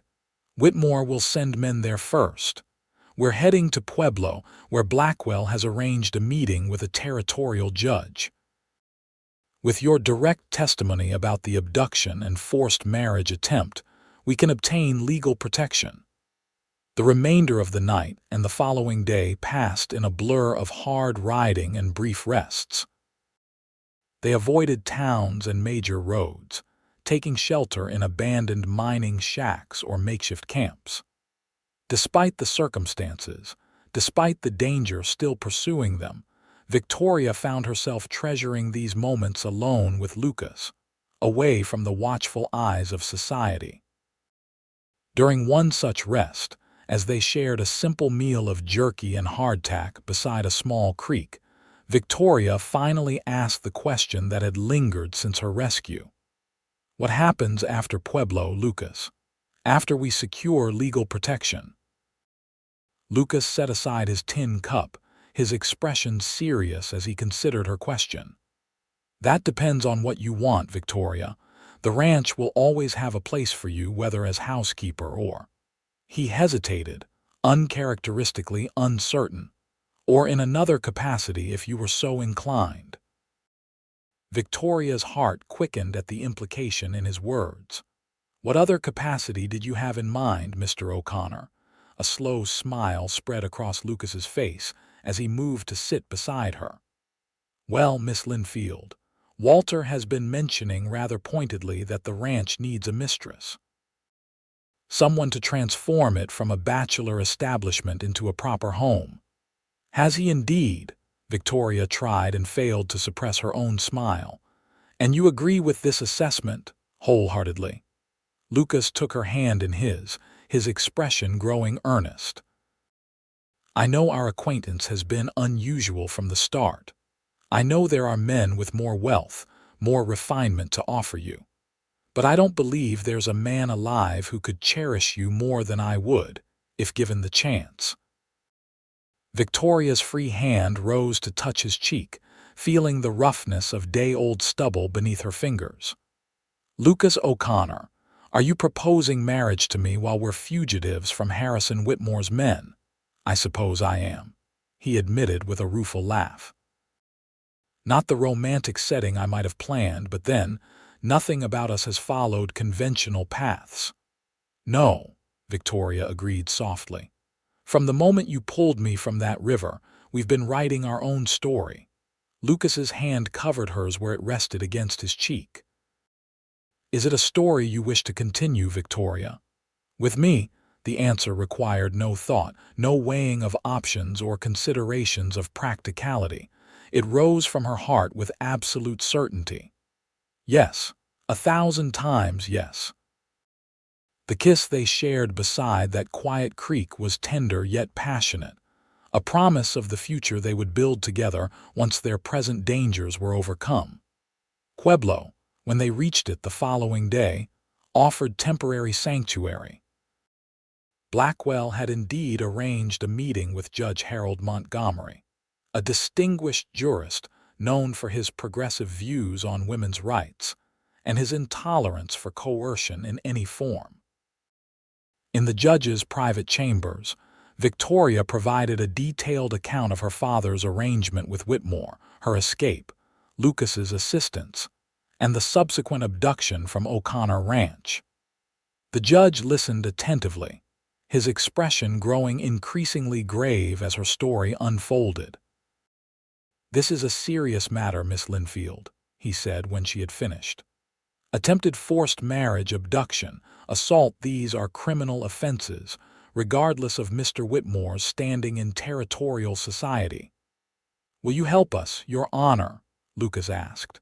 Judge Montgomery nodded firmly. "I will issue an immediate injunction preventing Gerald Linfield from exercising any guardianship rights over his adult daughter. Additionally, I'll authorize a warrant for Harrison Whitmore's arrest on charges of kidnapping and assault." Relief flooded Victoria at these words, though practicality tempered her optimism. "Whitmore has powerful friends, Your Honor. Will a warrant be enough to stop him?" "Perhaps not immediately," the judge conceded, "but it begins the process of legal accountability. No man, regardless of his wealth or connections, stands entirely above the law in this territory." The judge's clerk prepared the necessary documents while they waited, the official seals and signatures transforming their personal struggle into a matter of territorial justice. "What happens now?" Victoria asked as they left the courthouse, the precious injunction secured in Lucas's inside pocket. "Now we return to Delta," Lucas decided. "With these papers, you have legal protection. Sheriff Holloway will enforce the judge's orders and the community will stand with us. Whitmore may be powerful in Denver, but Delta is our territory." The journey back to Delta took 3 days, their pace more measured now that they had legal documentation supporting Victoria's freedom to choose her own path. They traveled more openly, staying at reputable inns along the way, presenting themselves as the engaged couple they now were. News traveled faster than they did. By the time they reached Delta, the town was abuzz with their story, embellished in the telling but accurate in its essential details. Sheriff Holloway met them at the town limits, escorting them personally to the ranch where Walter waited with a hero's welcome. "Thought you two might never make it back," the old ranch hand grumbled, though his eyes shone with unmistakable relief. "Place has gone to pieces without proper supervision." In truth, the ranch was recovering well from the attack. The community had rallied around one of their own, neighbors helping to clear debris and begin rebuilding the barn. Lucas's cattle and remaining horses had been tended by volunteers, and the house itself showed little evidence of the violence that had occurred. Over the next weeks, as summer gave way to early autumn, a new normalcy established itself at O'Connor Ranch. Victoria continued her duties as housekeeper, but with the altered status of future mistress of the property. Lucas divided his time between ranch work and legal matters, coordinating with Blackwell to ensure the charges against Whitmore proceeded through the territorial courts. News from Denver was both encouraging and concerning. Whitmore had indeed been served with the arrest warrant, but had posted an enormous bond for his release pending trial. Victoria's father and brothers had retreated to their homestead, apparently abandoning any immediate plans to reclaim her. "They won't give up easily," Lucas warned one evening as they sat on the porch watching the sunset. "Men like Whitmore consider legal obstacles merely temporary inconveniences." "I know," Victoria acknowledged, "but we have something they don't." "What's that?" She smiled, taking his hand in hers. "A community that stands with us, friends willing to help, and each other." Lucas raised her hand to his lips, pressing a gentle kiss to her knuckles. "Speaking of community," Reverend Matthews asked when we might schedule the wedding. "Seems the ladies of the church are eager to begin preparations." Victoria laughed. "I suspect Martha Reynolds has already ordered fabric for a wedding dress." "Would October be too soon?" Lucas asked, suddenly serious. "I know proper engagements typically last longer, but given the circumstances." "October would be perfect," Victoria assured him. "I have no desire for a lengthy engagement when we already know our minds and hearts." The wedding plans proceeded with enthusiasm from the entire community. Martha Reynolds did indeed have fabric and patterns already selected, enlisting the ladies of the church to help create a wedding dress worthy of what many were calling the most romantic story in Delta history.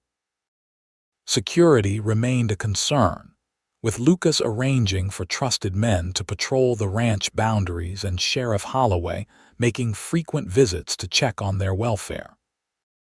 But as weeks passed without incident, they allowed themselves to hope that perhaps Whitmore had decided to await the legal process rather than risk further criminal charges.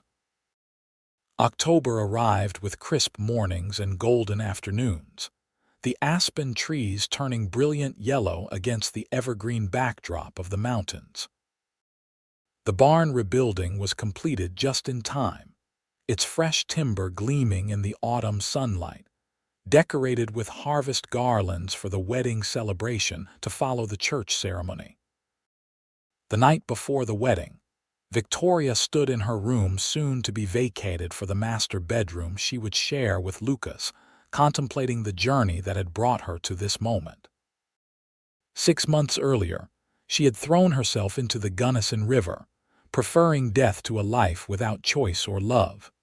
Tomorrow, she would pledge herself willingly to a man who had proven his worth through actions rather than wealth or position. A soft knock interrupted her reflections. Opening the door, she found Lucas standing there, something concealed behind his back.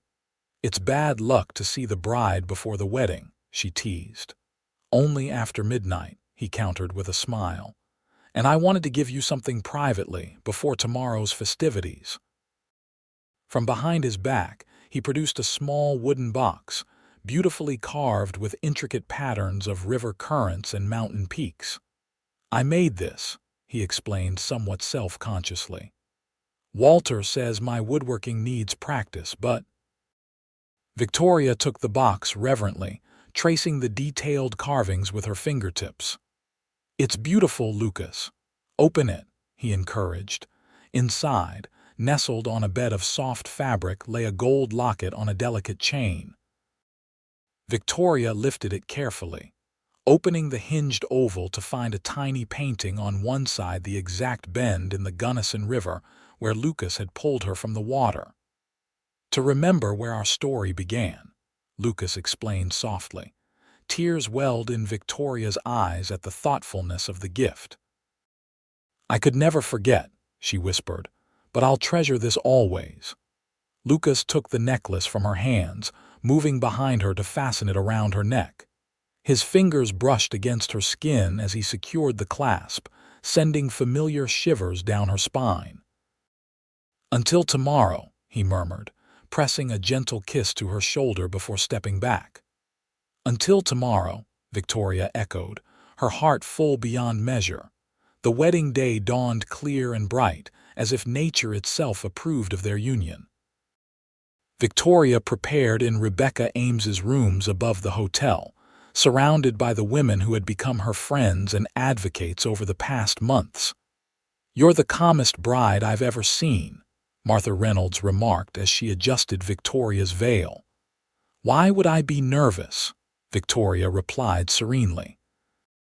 "I'm marrying the man who risked everything to ensure I could choose my own path. And I choose him with absolute certainty." The church was filled beyond capacity when Victoria arrived. Townsfolk and ranchers from miles around gathered to witness the culmination of what had become a legendary local romance. Sheriff Holloway himself stood at the back, vigilant despite the joyous occasion, his deputies positioned strategically around the building.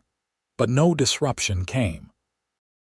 As Victoria walked down the aisle alone, a declaration of her independence from patriarchal tradition, she saw only Lucas waiting for her before the altar, his expression one of wonder and devotion that matched her own. Their vows were simple but heartfelt, promises to cherish, respect, and support each other through whatever challenges life might bring. When Reverend Matthews pronounced them husband and wife, the cheer that rose from the congregation seemed to shake the very rafters of the small church.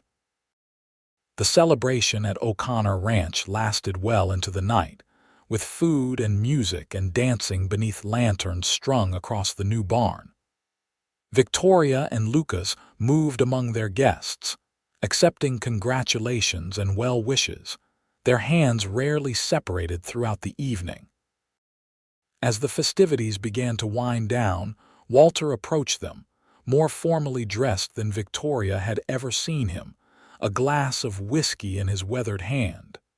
"Speech time," he announced, loud enough to draw the attention of the remaining guests. "Won't take but a minute." The crowd quieted, turning expectantly toward the old ranch hand who had been Lucas's right hand for so many years. "Known this boy since he was knee-high to a grasshopper," Walter began, nodding toward Lucas. "Watched him grow into a man his father would be proud of.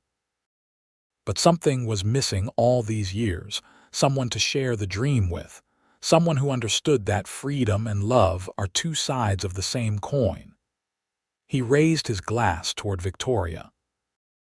"Then this one came floating down the river like some kind of miracle, too stubborn to drown and too proud to be owned. Perfect match for our equally stubborn and proud Lucas." Laughter rippled through the crowd at this assessment. "To Lucas and Victoria O'Connor," Walter concluded, his voice growing husky with emotion. "May your lives together be as rich as the land you tend, and may you always remember that the greatest treasures aren't found in gold mines or cattle herds, but in each other." To Lucas and Victoria. The guests echoed, raising their glasses in a final toast. Later that night, as the last guests departed and quiet settled over the ranch, Victoria stood with Lucas on the porch of what was now truly their home. His arm encircled her waist as they gazed up at the star-filled Colorado sky. "Happy, Mrs. O'Connor?" he asked softly. Victoria leaned into his embrace, feeling the solid strength that had supported her through so much uncertainty. "Happier than I ever imagined possible," she answered truthfully. "And you?" "I pulled a half-drowned woman from a river and found the other half of my soul," Lucas replied, turning her gently to face him. "I'd say that makes me the luckiest man in the territory." As their lips met in a kiss that held all the promise of their future together, Victoria silently thanked the desperate courage that had driven her into the Gunnison's waters that fateful day. What had seemed like an end had proven to be merely the beginning of freedom, of purpose, of a love born in adversity, and strengthened through shared struggle. Her family had chased her into the river, but it was Lucas O'Connor who had pulled her out on the other side. And in doing so, he had given her not just rescue, but a home, a future, and a love worth fighting for. 5 years later, the sound of children's laughter drifted through the open windows of the O'Connor ranch house, now expanded to accommodate their growing family. Victoria smiled as she watched from the kitchen doorway while Lucas chased their 4-year-old son Thomas around the yard, the boy's delighted squeals punctuated by the happy babbling of 2-year-old Catherine, who toddled after them on determined little legs. "Careful with your sister, Thomas," Victoria called, though she knew Lucas was keeping a watchful eye on both children. "He's got her, don't worry," Walter assured her from his rocking chair on the porch. At 73, the old ranch hand had officially retired, though he still insisted on helping with light chores and, more importantly, spoiling the O'Connor children shamelessly. Victoria returned to her baking, reflecting on the changes 5 years had brought. The ranch had prospered, expanding to include additional grazing land and a small orchard that produced the finest apples in the county. Lucas had established himself as a respected voice in territorial agricultural matters, occasionally traveling to Denver for meetings with government officials and fellow ranchers. Denver. The thought no longer filled Victoria with dread as it once had. Harrison Whitmore had eventually faced trial for the abduction, though his wealth and connections had ensured a lighter sentence than justice demanded. He had served a year in territorial prison before being released, his business empire diminished, but not destroyed by the scandal. Victoria's father had never reconciled with her choice, dying 2 years earlier without ever meeting his grandchildren. Her brothers occasionally sent stilted letters, their attitudes softening somewhat with time and distance, though they remained too much their father's sons for true reconciliation. These shadows from the past had faded in importance against the vibrant life she and Lucas had built together. Their home had become a gathering place for the community, their marriage a partnership that balanced Lucas's quiet strength with Victoria's determined spirit. The screen door banged open as Lucas entered, a child under each arm, all three flushed with exertion and joy. "These rascals claim they're hungry enough to eat an entire batch of biscuits," he announced, setting the children down carefully. "Is that so?" Victoria teased, bending to wipe a smudge of dirt from Catherine's chubby cheek. "And what makes you think I've made biscuits today?" "We can smell them, Mama," Thomas declared with absolute certainty. "And you always make biscuits on Saturdays." "Such clever children we have," Lucas observed, coming to stand behind Victoria, his arms encircling her waist as he pressed a kiss to her temple. "Wonder where they get that from." "Certainly their father," Victoria replied with a smile. "Along with their boundless energy and inability to come indoors without bringing half the ranch with them." Lucas laughed, the sound still sending a pleasant warmth through Victoria even after 5 years of marriage. Guilty as charged. Later that evening, after the children were bathed and tucked into bed with stories of brave cowboys and clever heroines, Victoria and Lucas sat together on the porch, watching as the first stars appeared in the darkening sky. "Letter came today from Rebecca Ames," Lucas mentioned, reaching into his pocket. "She's accepted that offer to manage the new hotel in Montrose, says she'll stop by next month on her way there." "I'm glad," Victoria said sincerely. "She deserves this opportunity after working so hard at the Delta Hotel all these years." They sat in comfortable silence for a while, the peaceful sounds of the ranch at nightfall surrounding them. A distant owl called, answered by its mate somewhere in the darkness. "I've been thinking," Lucas said eventually, taking Victoria's hand in his, about that stretch of land by the river, the one with the old cottonwoods." "What about it?" Victoria asked, curious about his thoughtful tone. "Thought it might make a good place for a school," he explained. "Delta's growing fast. The town school is getting crowded. We could donate the land, maybe help with the building." Victoria turned to study her husband's profile in the fading light. "A school would be wonderful, Lucas, but that's one of the prettiest spots on our property. You've always said it would make prime grazing when cleared."